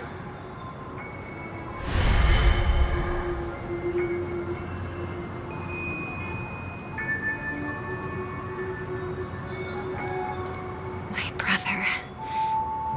Did you still bring the Order's sweet dream into our paradise?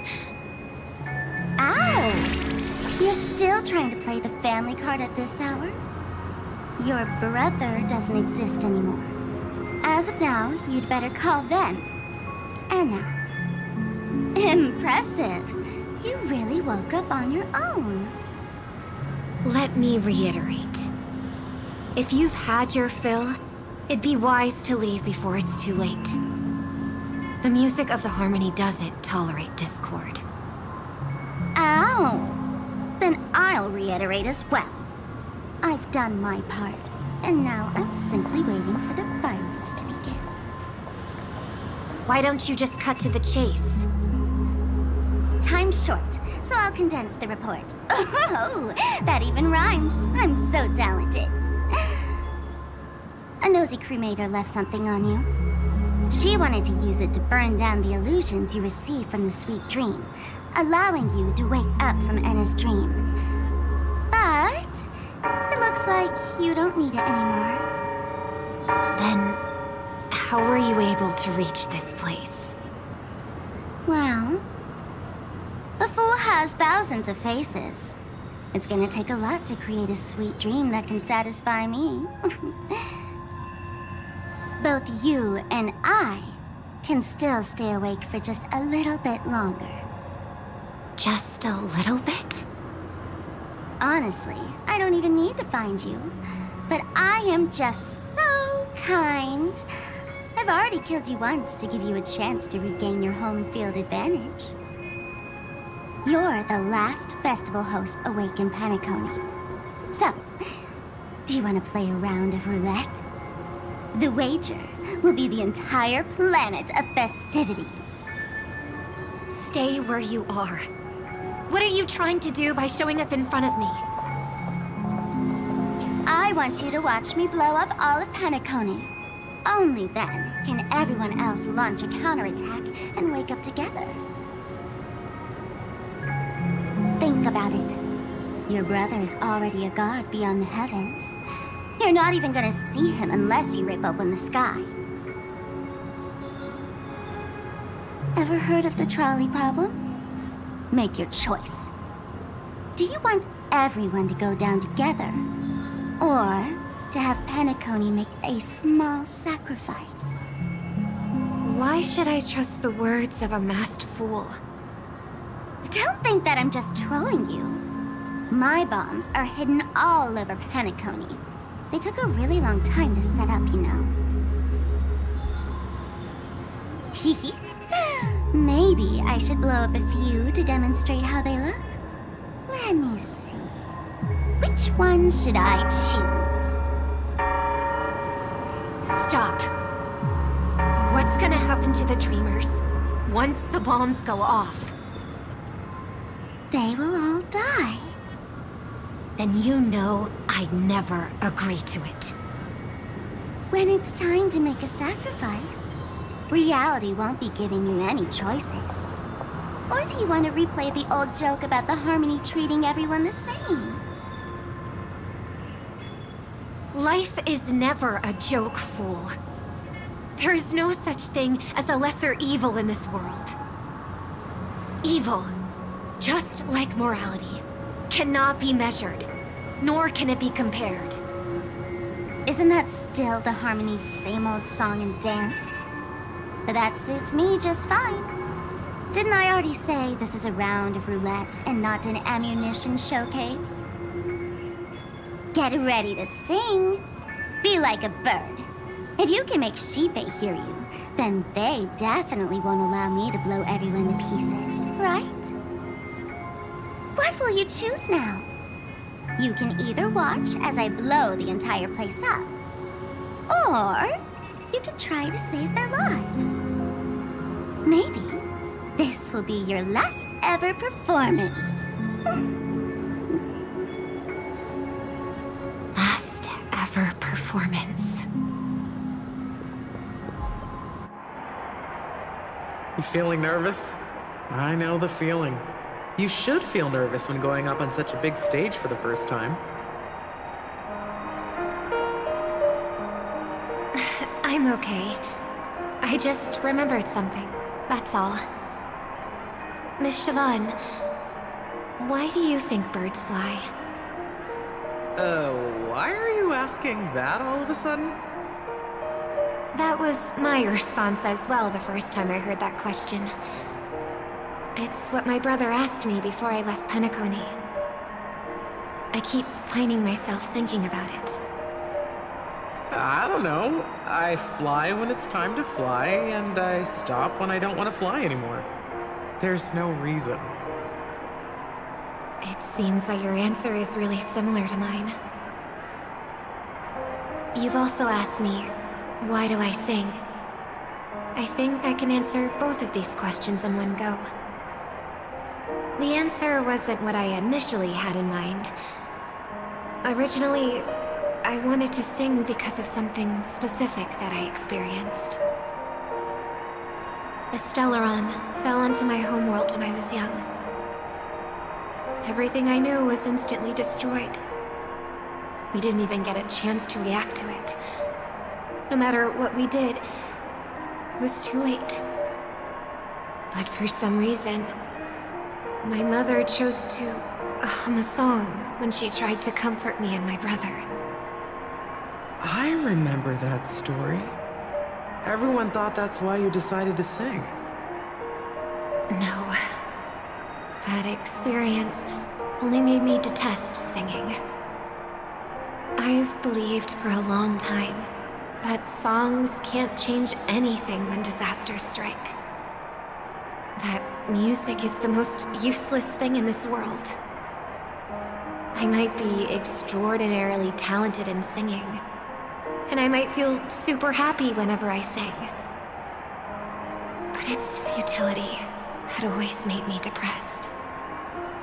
Then what changed? I grew up, and I realized that my brother would sometimes hum the same tune as my mother did.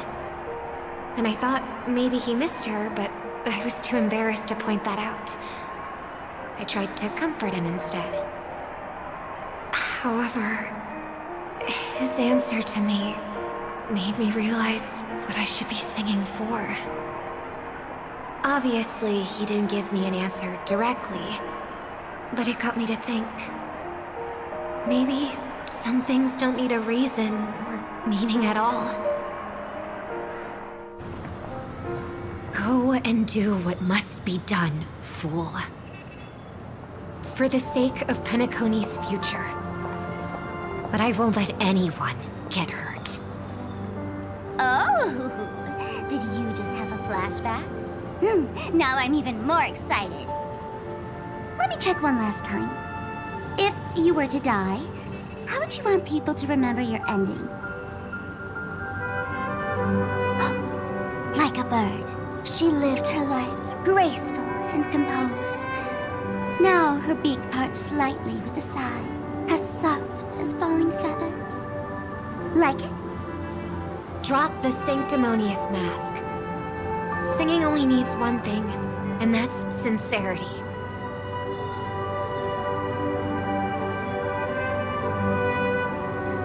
My brother. Birds born with wings need no reason to soar into the sky. And those forced to fall back to Earth don't need anyone's condescending sympathy. The sky and Earth are each other's proof and aspiration. When a soaring bird looks down below, it discovers that even after falling, life still holds hope to continue. And when a fallen bird looks up to the sky, it discovers that the possibility of soaring once again still exists in this world. Perhaps they'll never truly understand each other. But what people need is an understanding. It's showing a little more compassion for the way others choose to live. And, when necessary, extending a helping hand. Even if you become the only star and prevent everyone from soaring into the sky, they will still be inspired by your radiance, flap their wings with all their might, regardless of whether they've been hurt in their fall. Thus, the Order's sweet dream will eventually fall. Oh, triple-faced god. If I manage to step onto the path of harmony, then please extend your hand and shelter those who believe in you. And if I am a bird destined to fall, doomed to never sing again, then while the sound of me hitting the ground may be my last note for the harmony, it will never be this world's swan song. In the name of the sweet dream, the Charmony Festival now begins!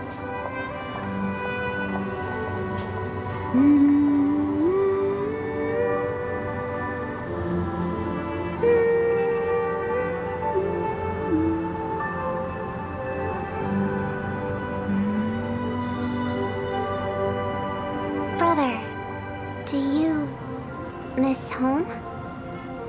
Even if I do, it's too late. But you're singing the song Mom used to sing. Because even if it's too late, we still have the choice to sing whatever we can.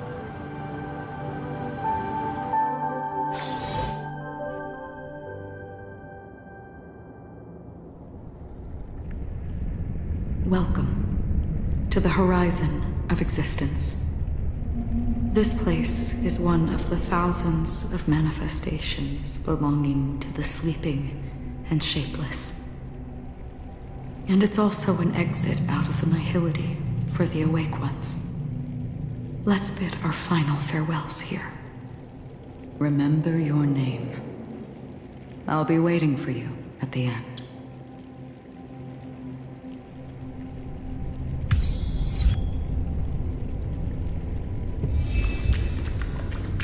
If only people could have each other beyond just memories.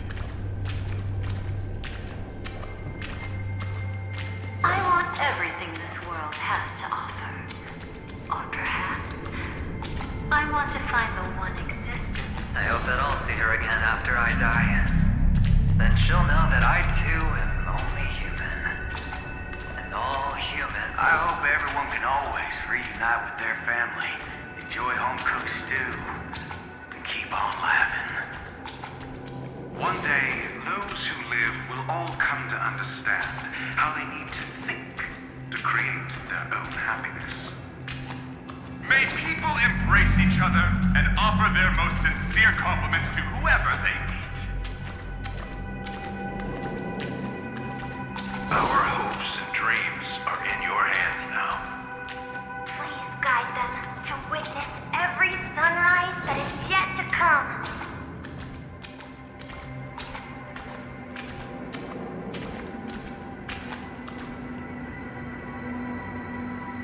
Hey, I've read the script. Why are you asking me?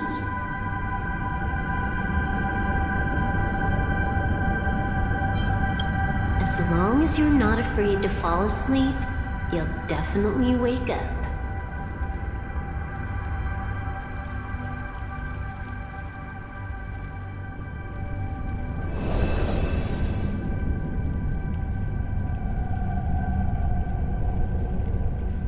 It's not the time to leave your final words yet. We all believe in you. You need to believe in us too.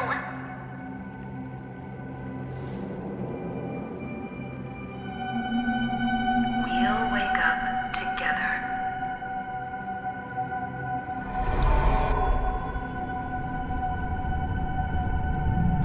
Why does life slumber? We don't know the answer yet, but we're about to awaken from this dream. Or perhaps such is the answer itself.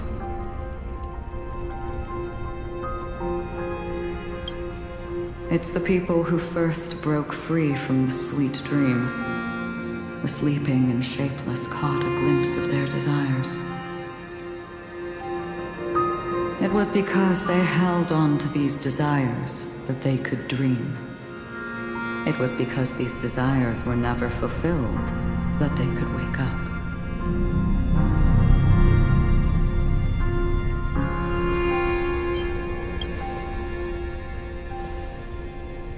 I think that's not entirely true. I wish people could find happiness, but I've been tainted by too much nihilism. Sometimes I can't help but think that the nihility is a proud and terrifying dream. It's brought forth not by gain or loss, but by the severing of roads, or even the loss of desire itself. Fulfilling a wish can certainly make people feel the joy of being alive. But if no new wishes ever surfaced again in people's hearts,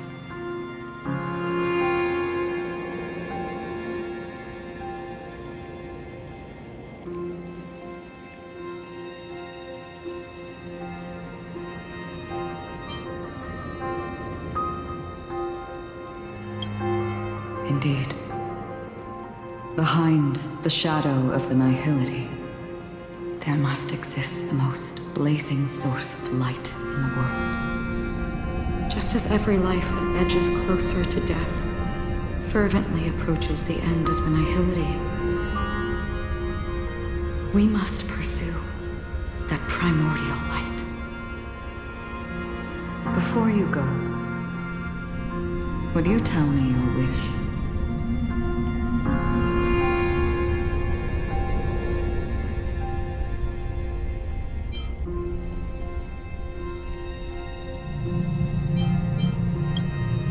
I'm glad. The answer itself doesn't matter. What matters is that you've made a decision.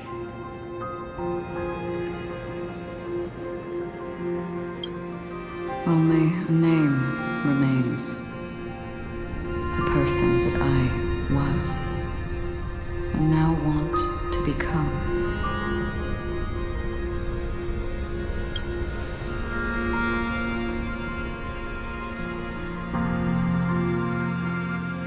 You're looking right at it. She is a hunter who treads upon the finality, destined to sacrifice her own wishes to defy destiny.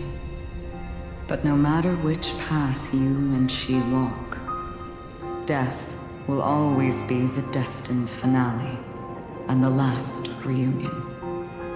Are you ready? She too was here not long ago.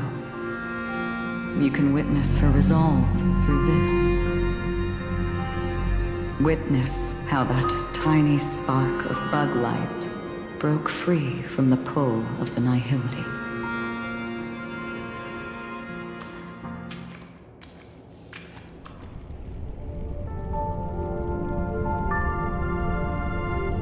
Who were you in the past? The scenery. Am I dead? Really dead? Death is one step away from here. Step over this place, and you will truly embrace death. Or you can turn back. Tell me, who were you in the past? The Moth's Iron Cavalry. And who are you now? A Stellaron hunter. Then who will you become in the future? Just an ordinary girl. Well then, keep walking forward. Death would suit you better. Never. I fought tooth and nail to get where I am today, and this isn't over yet. Even if everything burns to ashes, I won't give up. You should know that's a wish that can never come true. You couldn't become an ordinary girl, even in the last sweet dream. Why do you think that? Entangled in the family's conspiracy, facing the mimetic entity's blades head-on, while challenging the resurrected swarm disaster alone, armed only with the script that can peer into the future. That's more than enough cards stacked against you. Do you really think that the time you spent with her proved anything? For an ordinary girl, simple happiness shouldn't just be a matter of chance.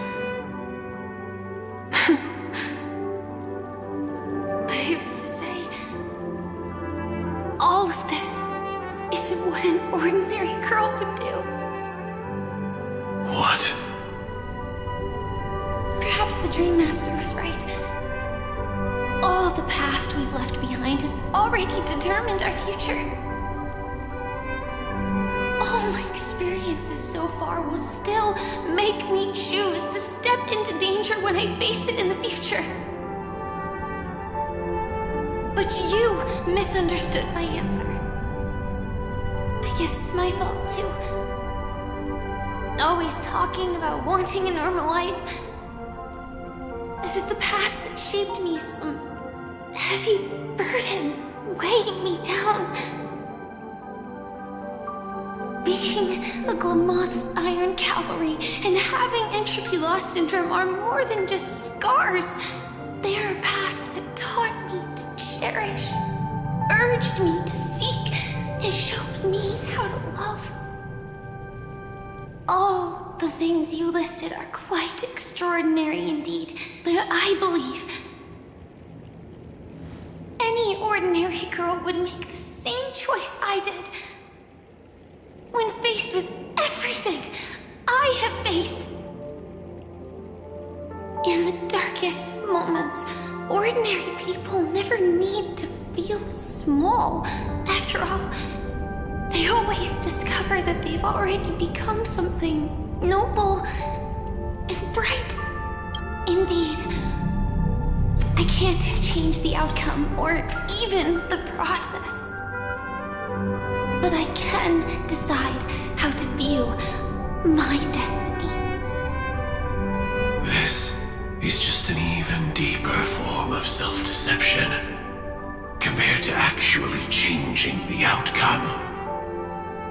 Free will is mere self-deception for most people anyway.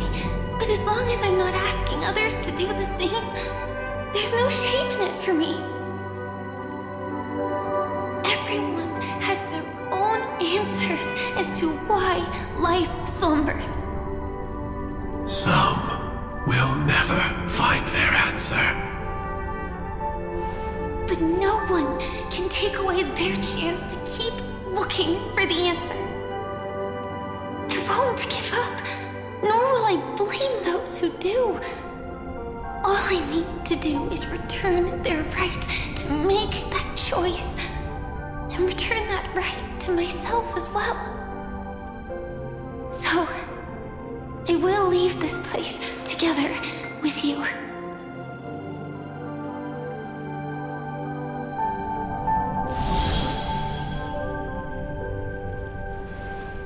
Even if embracing my former strength means speeding towards my death.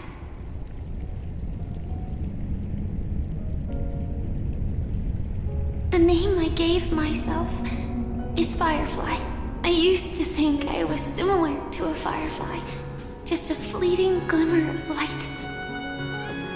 But later, I realized no one would give themselves an unlucky name. It was also because I thought fireflies were beautiful. Later, someone told me that my eyes don't actually work very well. Otherwise, I would have figured out that those insects aren't beautiful at all. Beauty, love, all our feelings stem from the flaws we were born with. And that's what makes each of us unique. Yet, I can't help but love these little things. Even though I'm sensitive to cold and can't stand the night wind, I still go stargazing. Even though baking cakes is really troublesome, I'll still keep trying. Because I love giving them to people who matter to me and seeing those people smile. I love going around looking for cute dresses, not to show off to others, but because it makes me feel good. So, I won't mind any flaws anymore. I won't fear any new scars. I'll give it my all to find what I love, and I won't let destiny take them away. So,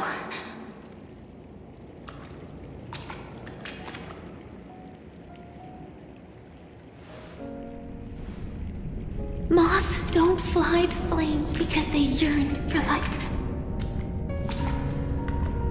It's about going through the flames, igniting yourself and burning with the most intense light. My destiny won't fall into darkness. I will light up everything around me.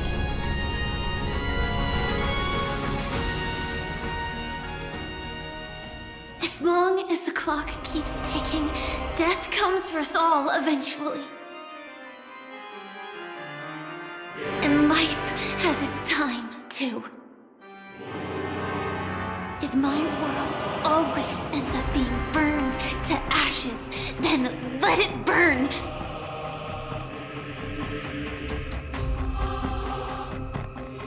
As long as I can keep burning, then wherever I am will be flames, not ashes. Order. Dismember. Actually, I used to envy you. You wouldn't feel pain, even though you were born to bring disaster.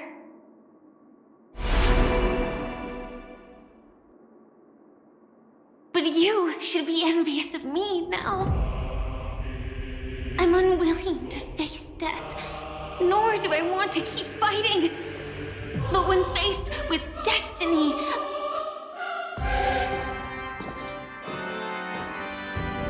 I will never run away! My dreams were always of scorched earth, where even a single new bud could never bloom.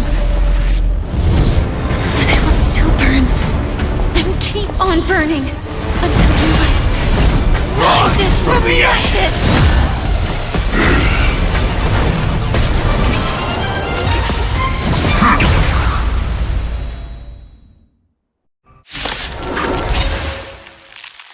If you are the Dream Master's answer, then listen to my reply in his stead.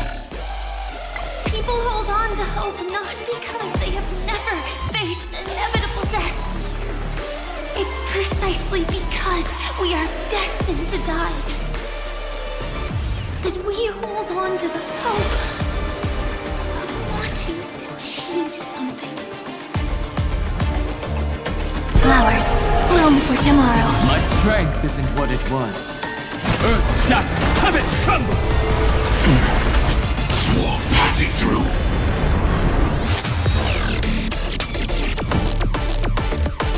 Future concurrently.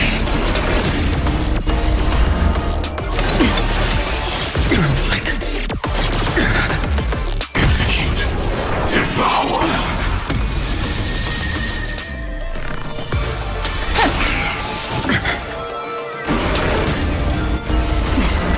Preparing to feed.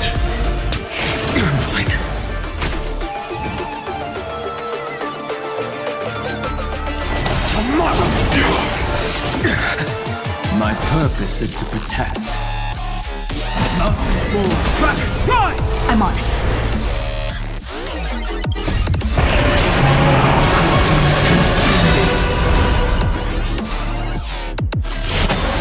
Tear the sky!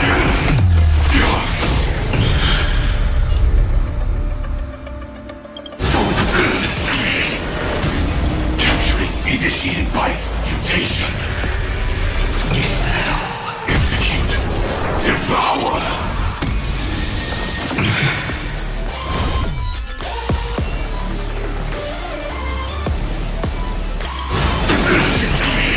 Is that all? Order disassemble. Hail new dawn.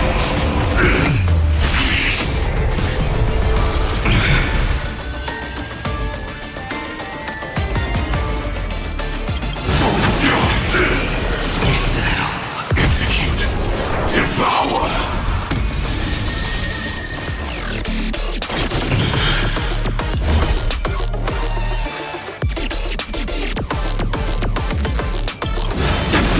Adjusting organic biomass. Feel the scorching hatred. Tear the sky. Adjusting organic biomass. All stores burn to ash.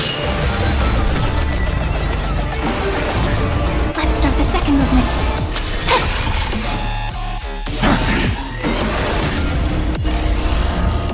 Flowers bloom for tomorrow.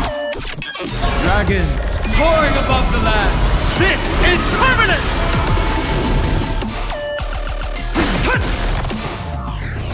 I choose you.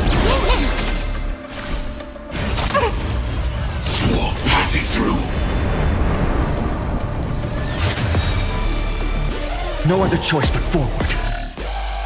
Future will come!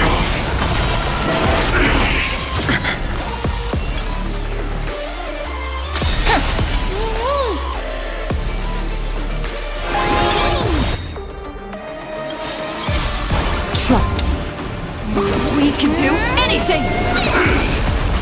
Memories waiting to be woken up by a shooting star.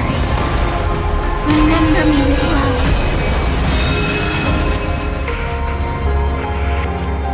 May world bearings ignite the dawn.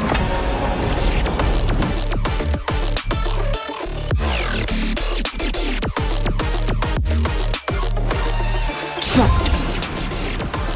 We can do anything! Dragons, soaring above the land! This is permanent! Don't blink. May you fulfill love's promise with me. Cleanse hatred with love!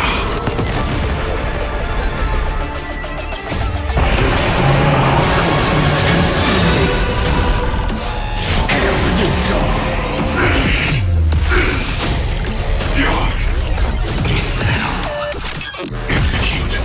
Devour.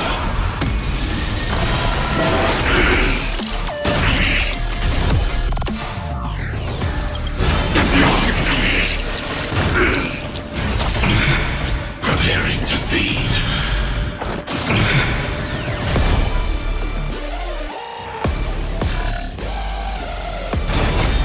Quintupled blood ready to digest.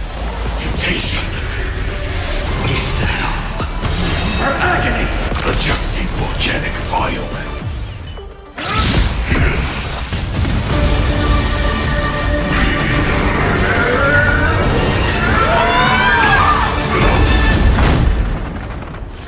I know everything's far from over.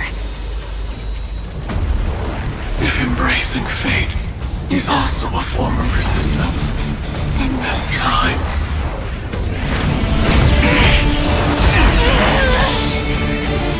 I shall embrace death!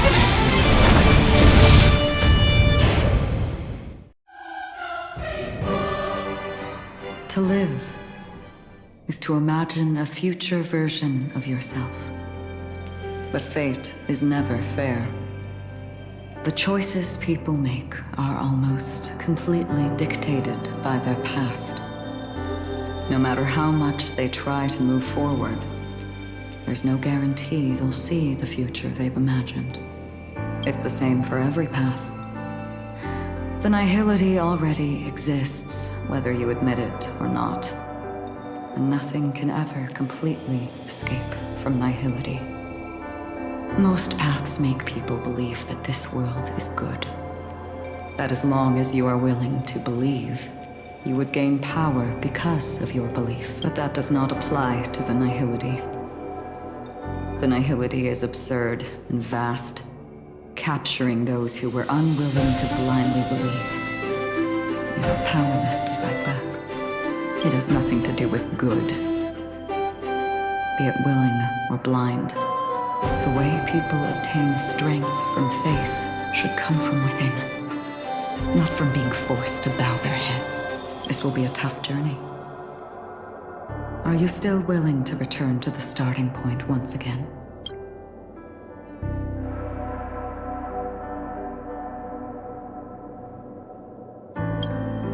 In this way,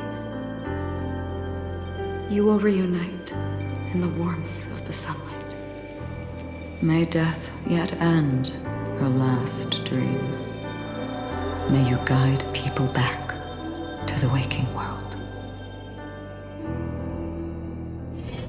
In the coming long nights, I'm afraid you will face many setbacks and witness many tragedies.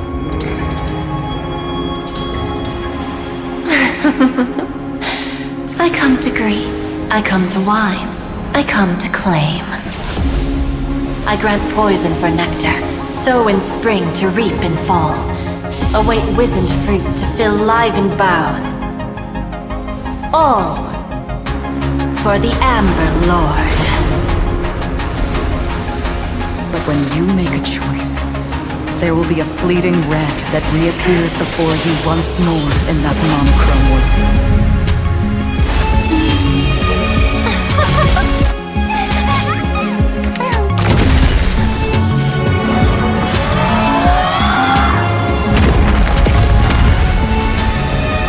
What you must do now is ponder its significance, and then return to the waking world.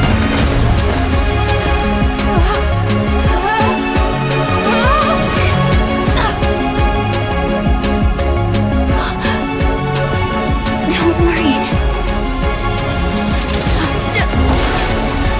Even if this is doomed to fade at dawn, I won't fear waking up from this dream. Go. Take back the right to trailblaze. For them, and for me. That's where we will all find our answers.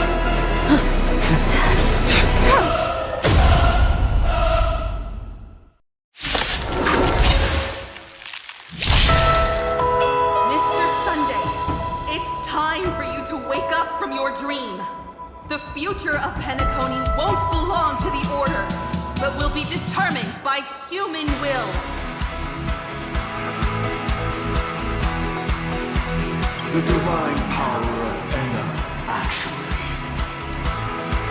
So be it. It wasn't my intention anyway. Let us discern in human form the final conclusion. Did the gods create this world? Do the gods love all beings? Oh gods, you only need to hold your tongue here and silently hearken. All life shall grow as nature intended and reach its end. This mortal world should rest in mortal hands. All the work of creation has been completed. The inevitable day has arrived. The embryo of philosophy will reshape for us all of reality!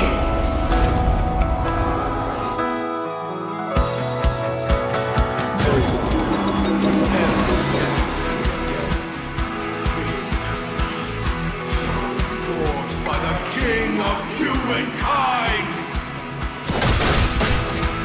The order is ultimately flawed. His decree, it shall be ended! The remembrance is fleeting and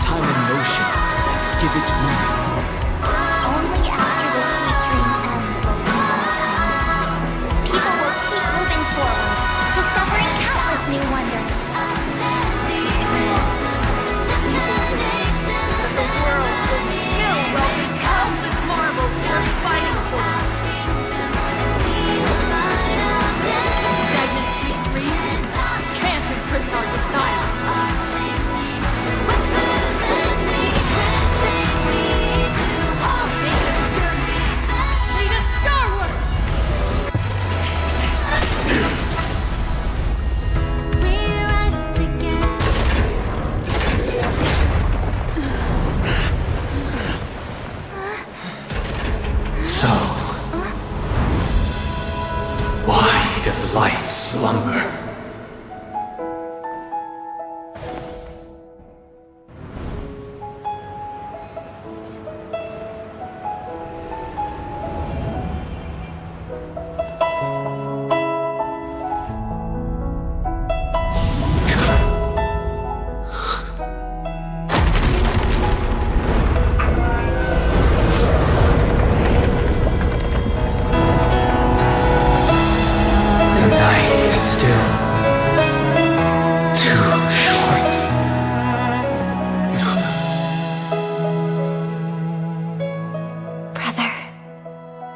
Dream is over.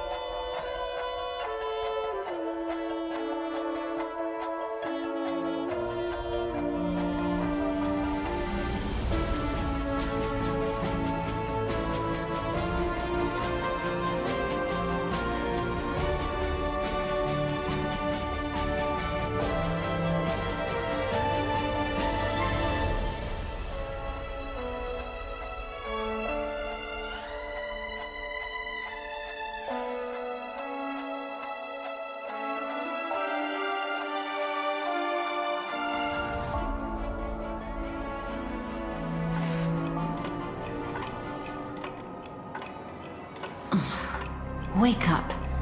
It's time for this dream to end.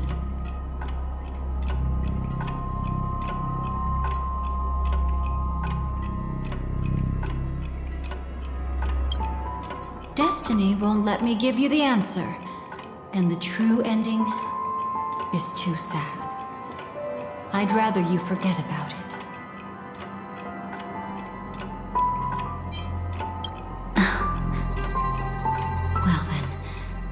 I must come clean about my final lie. I never showed you anyone's memories, not even my own. All you've seen is a script I came across by chance. It recorded everything that had happened, and using its stimulation, you actually managed to enter the memories from your own perspective and remember everything anew. It means you're different, unique. You've done something no one has ever done before. Even though your memories were cremated to ashes, you were able to recall them once more, treasuring them once again in your heart. The Stellaron Hunters say you are the one who can turn the wheels of time and give it meaning. That you are the one who can alter destiny and make whole what is incomplete. Come, I want to show you something. Elio?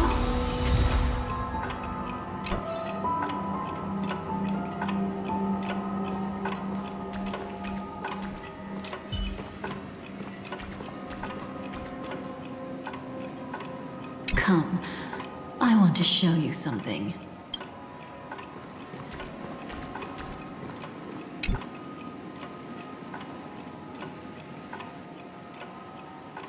This is what I promised to give you. The truth about the finality. This cat is not Elio, but a strand of Terminus's divine corpus.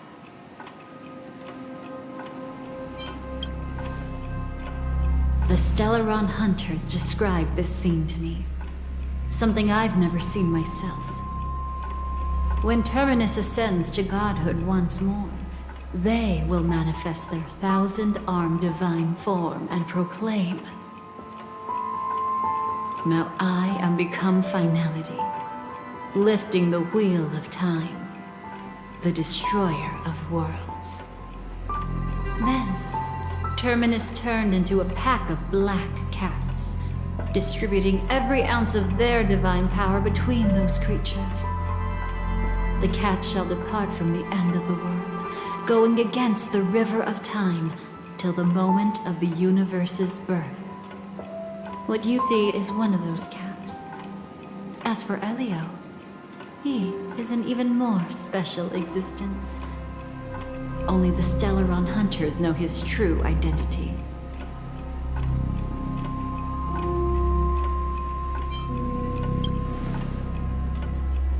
It will tell you the truth regarding the ending you haven't yet remembered. But you must be prepared. What really happened is that Firefly didn't meet with anyone between the fall of the Great Septimus and when she left Penacony. Not even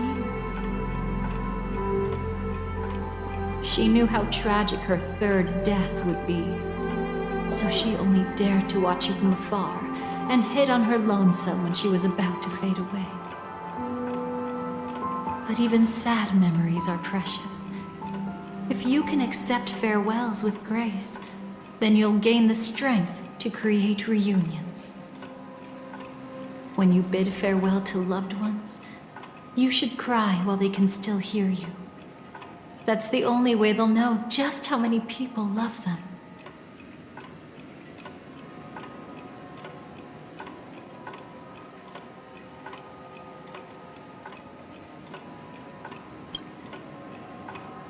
You know, I often wonder if everything I'm doing right now is just a whimsical gift from destiny. That I haven't really decided anything, but merely being tossed around at its mercy. But right now, I don't care. Because my joy is real. My sorrow is real. And you will be the same. Remember, if you have regrets that must be mended, then shout with all your might from the depths of your heart. Let it be passed to the end of time, and make Terminus, who was about to set off, hear your call. The fact that you can see this black cat means Terminus is in the process of passing by you. The power of only one black cat cannot change much, but your past is Terminus's future. If it remembers your voice and decides to change something in its own future, your past will change accordingly.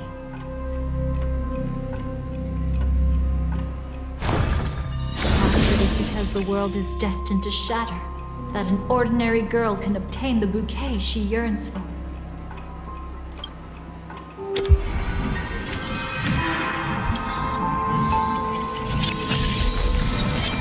Go forth and deliver that bouquet with your own hands, so that no one will be left with regrets.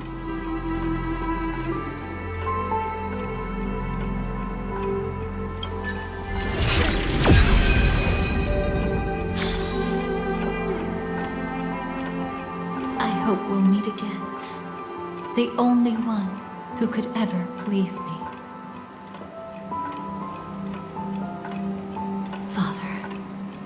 Destruction is not just a single glorious moment, and the same applies to destiny and memories.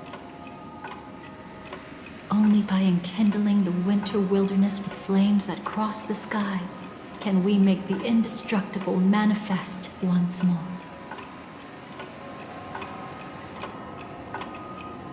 This is the experience from cultivators who had remade the world, and the wondrous creations from those who painted the world.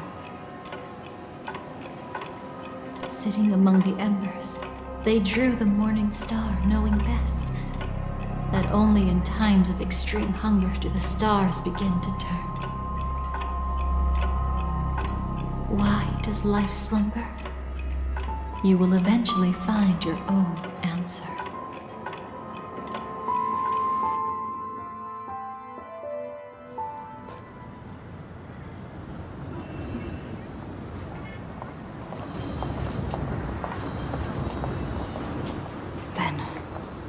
Let's go reclaim everything that was forgotten.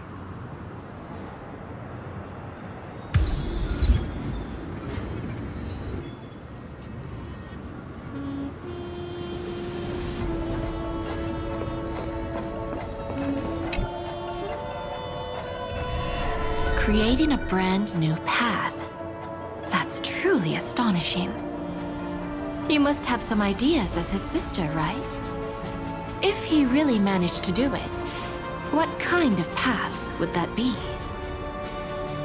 I think it must have been a battle between different kinds of the Trailblaze. However, my brother came to the wrong conclusion. His original aspiration was similar to the Trailblaze, yet the road he walked was one named the Domination, or the Conquest. Even if someone wishes for everyone's happiness, that's still a selfish wish. There will always be those who don't want to be saved, who want to save themselves. Do you also think that there shouldn't be any god in this world? No. Even a god who does nothing can at least give people something to believe in and find comfort in. This world definitely no longer needs a king of humankind. That's why I believe my brother will come to understand all of this one day as well. He made mistakes, but he was stopped. I don't want him to spend the rest of his life in prison. I want him to also have a chance to save himself. No wonder you came looking for me. Yes. I want to make a deal with you. And after that, we'll talk about what position Penacony will hold before the IPC.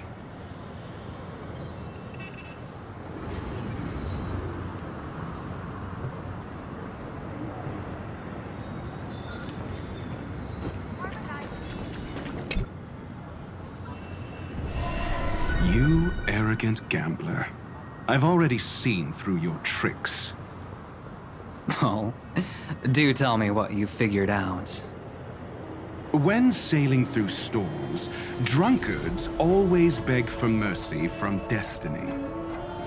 So? So, they all died. Destiny loves to watch them crash onto the reefs. A fool deserves a fool's end. I feel like I need to read between the lines here, Professor. But you know I'm not that well read. You're not lucky at all. You chose to forever remain sober, never becoming a drunkard. Let's make an actual bet then. It's the perfect day for a few drinks. Once I'm actually drunk, you'll see just how wrong you are. But I don't even care about the outcome. In this world, what could be more precious than possibilities?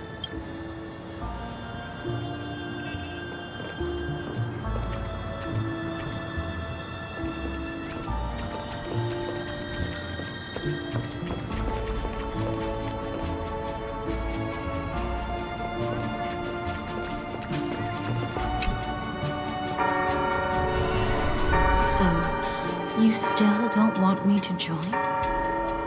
That's Elio's decision. He saw my future?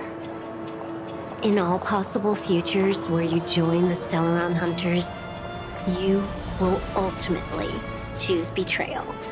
You shall become a Lord Ravager named Ephemera, poised to destroy the Remembrance. Those were Elio's exact words. And your payment. Payment? After everything is over, we want you to burn some of her memories. May I know why? She can't head to the next stop with these memories. It would draw the Destruction's attention to her too early, and she'd die there.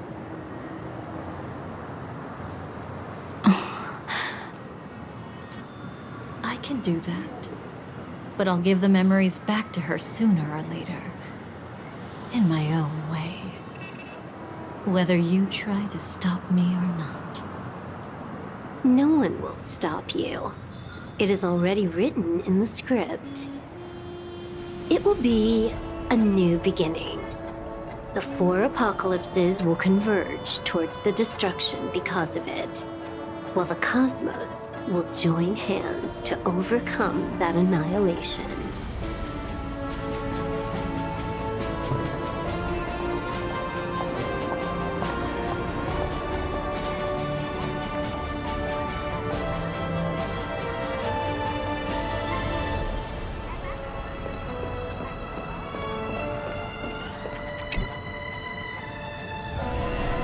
Burnt.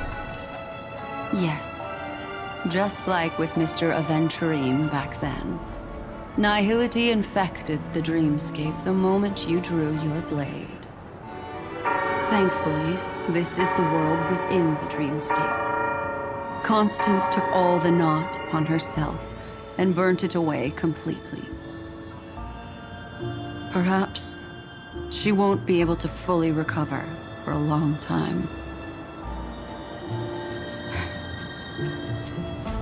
I'm very sorry. Don't be. She's got other pressing matters right now. That's why she asked me to meet you. She really wants to thank you. She's betrayed too many people, facing death threats from Avengers at every moment. She used to delight in dancing with death. But at the moment she burned away the nihility, she said she was blooming. She said that, for the first time, she felt the joy of being alive. Come to think of it, people all believe that the Dahlia's floriography means betrayal. But on the planet where it was first discovered, the locals saw it as a symbol of life and prosperity.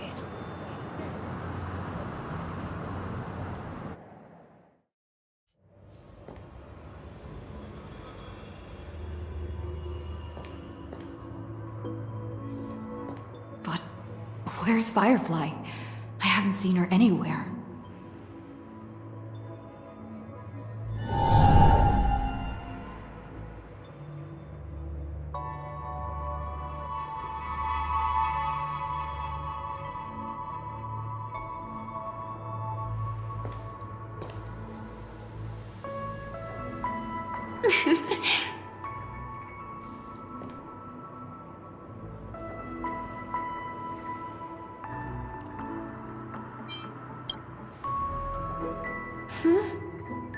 How did you know I was here?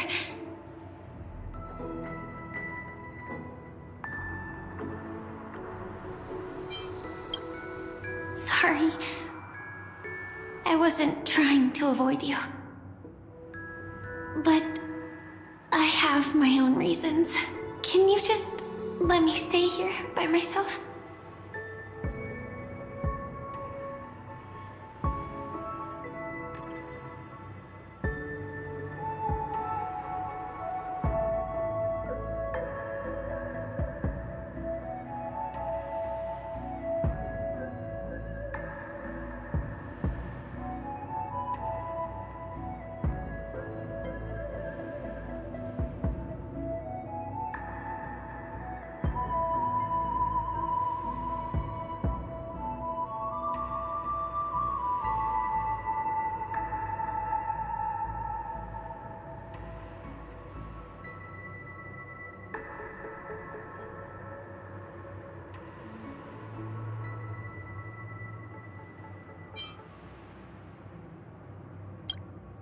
Thank you.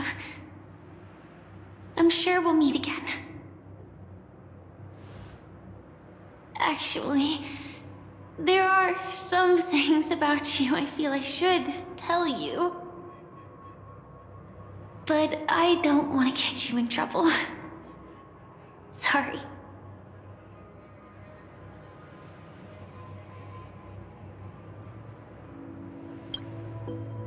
How did you know about the promise?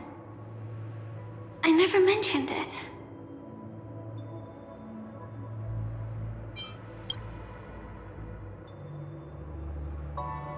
I don't think I've mentioned it, but I wrote down everything I wanted to do in my journal before coming here.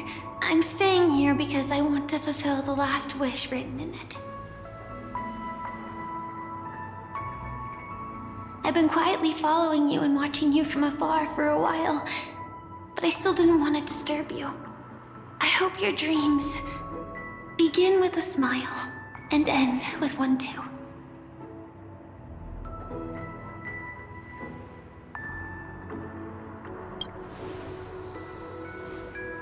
To see the fireworks, of course. I heard there's this huge airship in Penacony where you can get an absolutely photo-worthy view of the fireworks. So? Let's go watch the fireworks.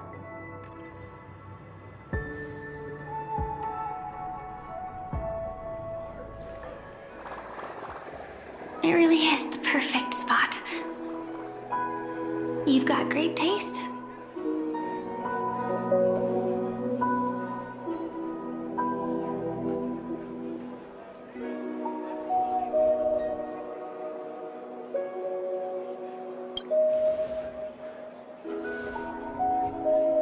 Either way, thank you.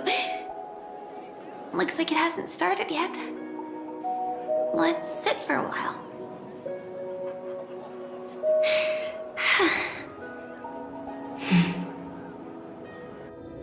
I wonder whether everyone feels speechless at times like this. Maybe it's neither.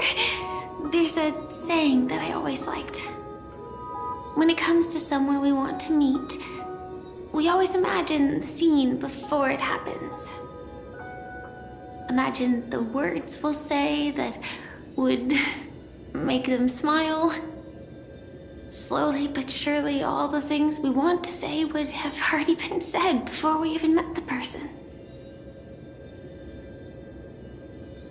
And when we finally meet again, we realize they're even more beautiful than anything we could have imagined.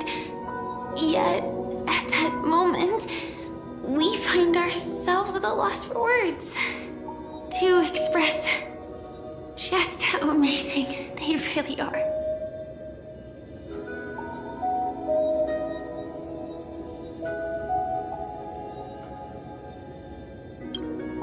I'm sorry, but I can't tell you. Elio told me that it would lead to a terrible future. If I say even a few words more, you'll die at the next stop.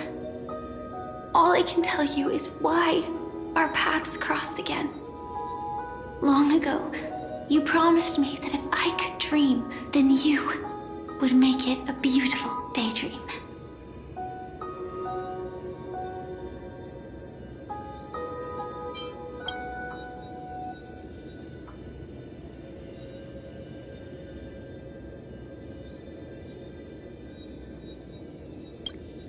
What matters isn't how they've changed, but that you still hold those same genuine feelings for them.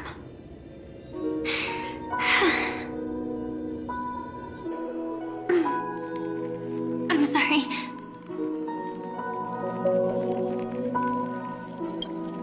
Yeah, actually, I still haven't experienced one of the 3 deaths written in the script.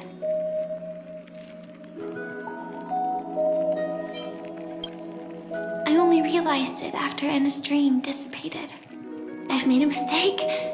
Being sent to the Dream Flux Reef by death could hardly be called a death at all. That would have been way too easy. As for the true 3 deaths, the first one, I have known its true form for a long time.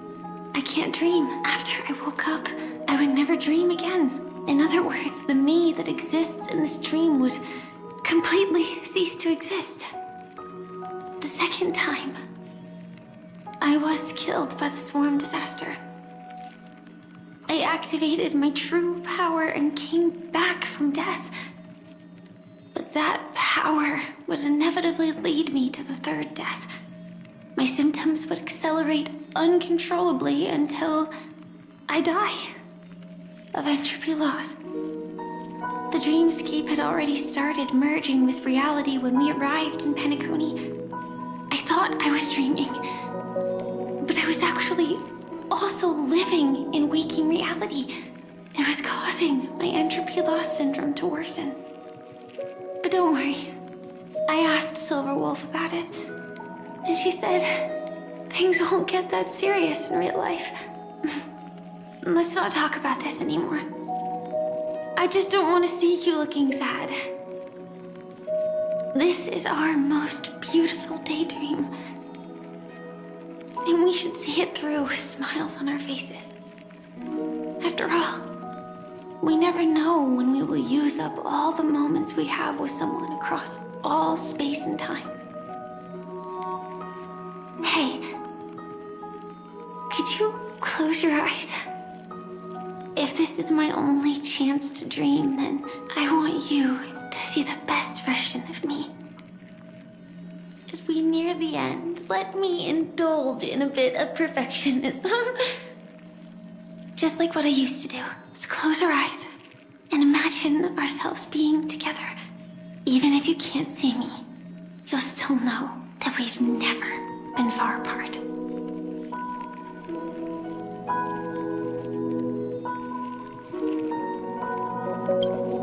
I won't.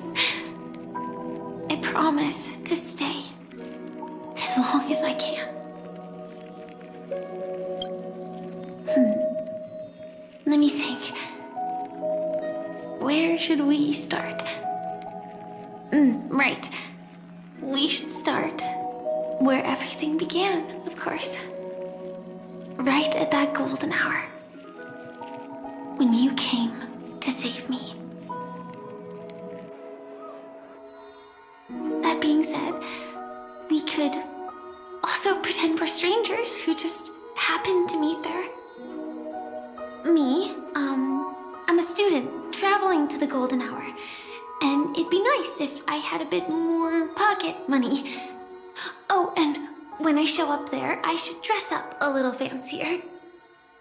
And you're a student too, but you came here from a really, really distant planet, completely unfamiliar with your surroundings.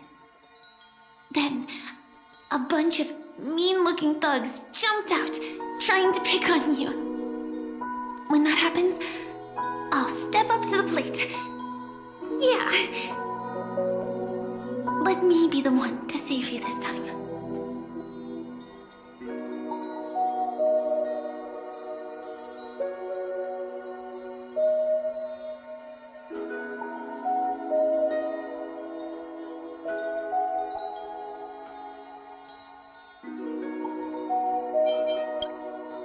No worries. That's exactly what I'm going to do. The result doesn't matter. And even the process isn't important. What matters is how we take part in this journey and how we choose to view it.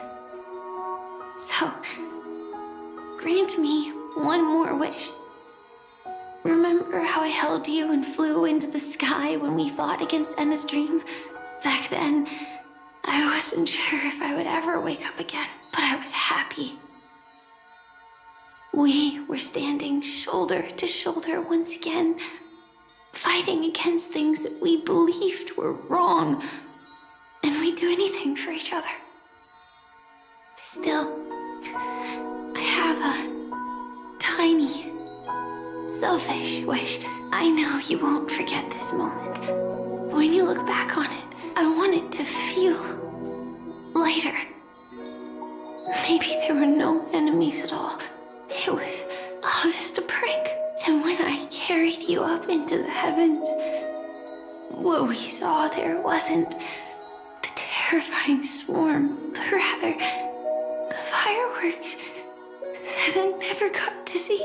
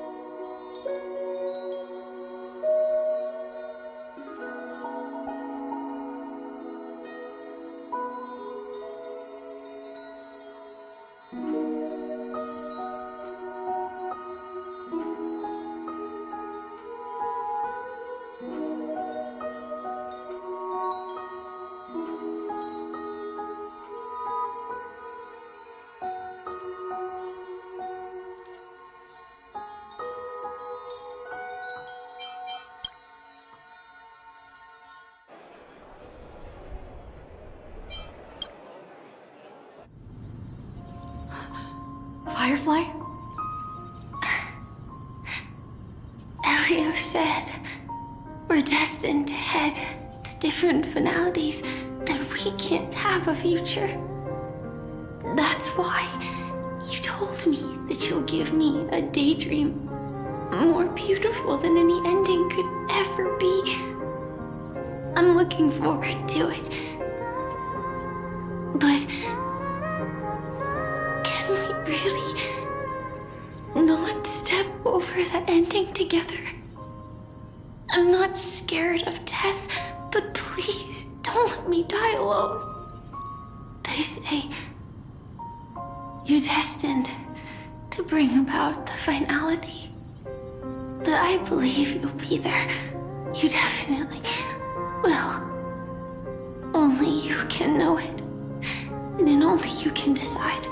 This cosmos certainly doesn't exist solely for you. Nor does it flow only under your gaze. But it's forever waiting for you to save it.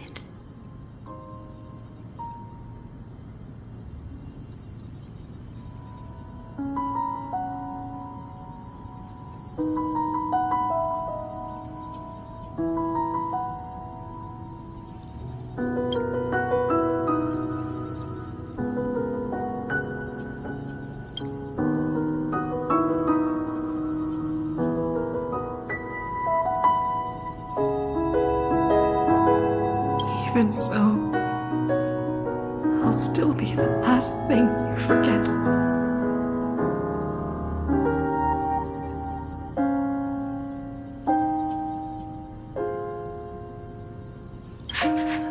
Fireworks. No.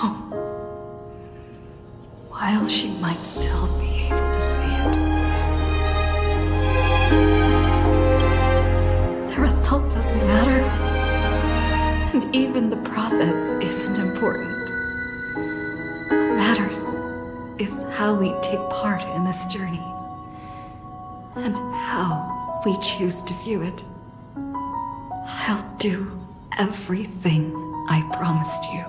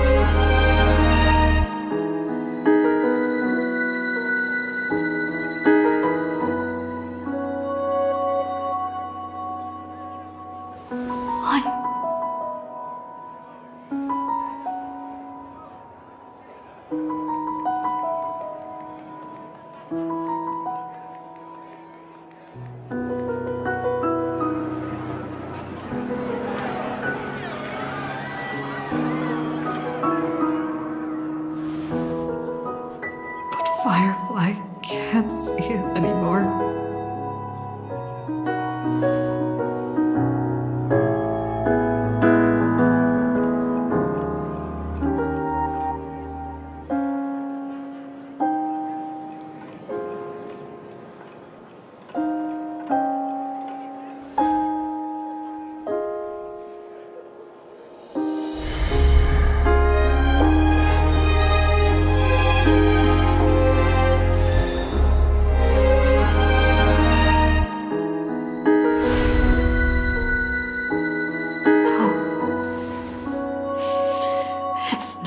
Beyond saving, I can change the course of destiny and make up for what's missing.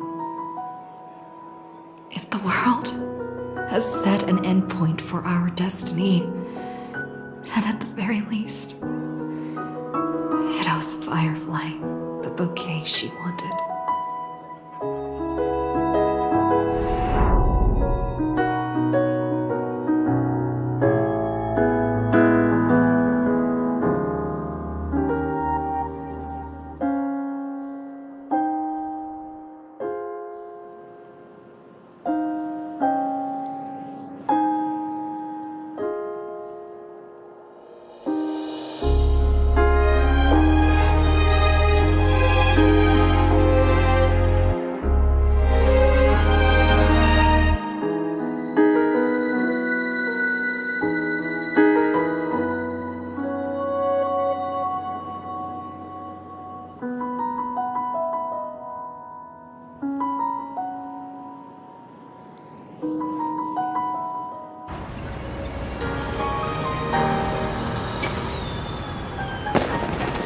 You see, everything is possible in this land of the dreams. We each came here with our own goals and realized them in unimaginable ways. Whether the outcome was sweet and dreamlike or bitter and real, it is still the answer we longed for. So, why do people choose to sleep? I think it's as you said.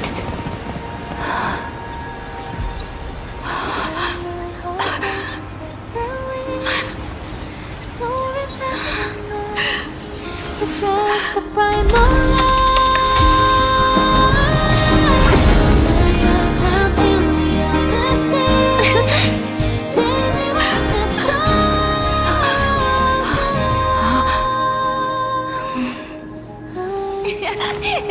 So when tomorrow comes, we'll wake from our dreams, smiling.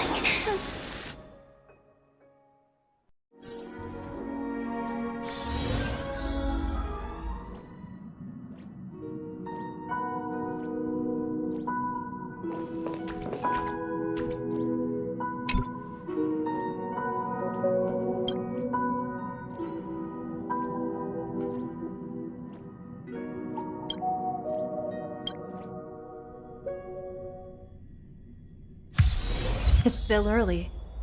Where to now?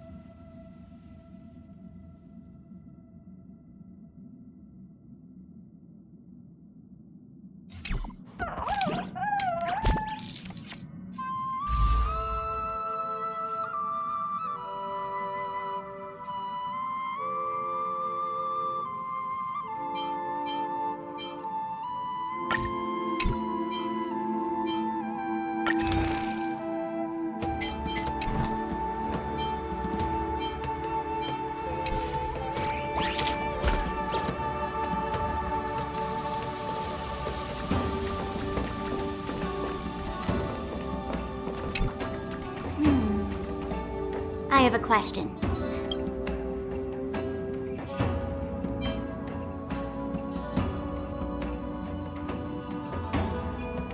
I see. That's a pit. You know, I'm serious about it. Yeah, a fun seeker and... Alright. Looks like...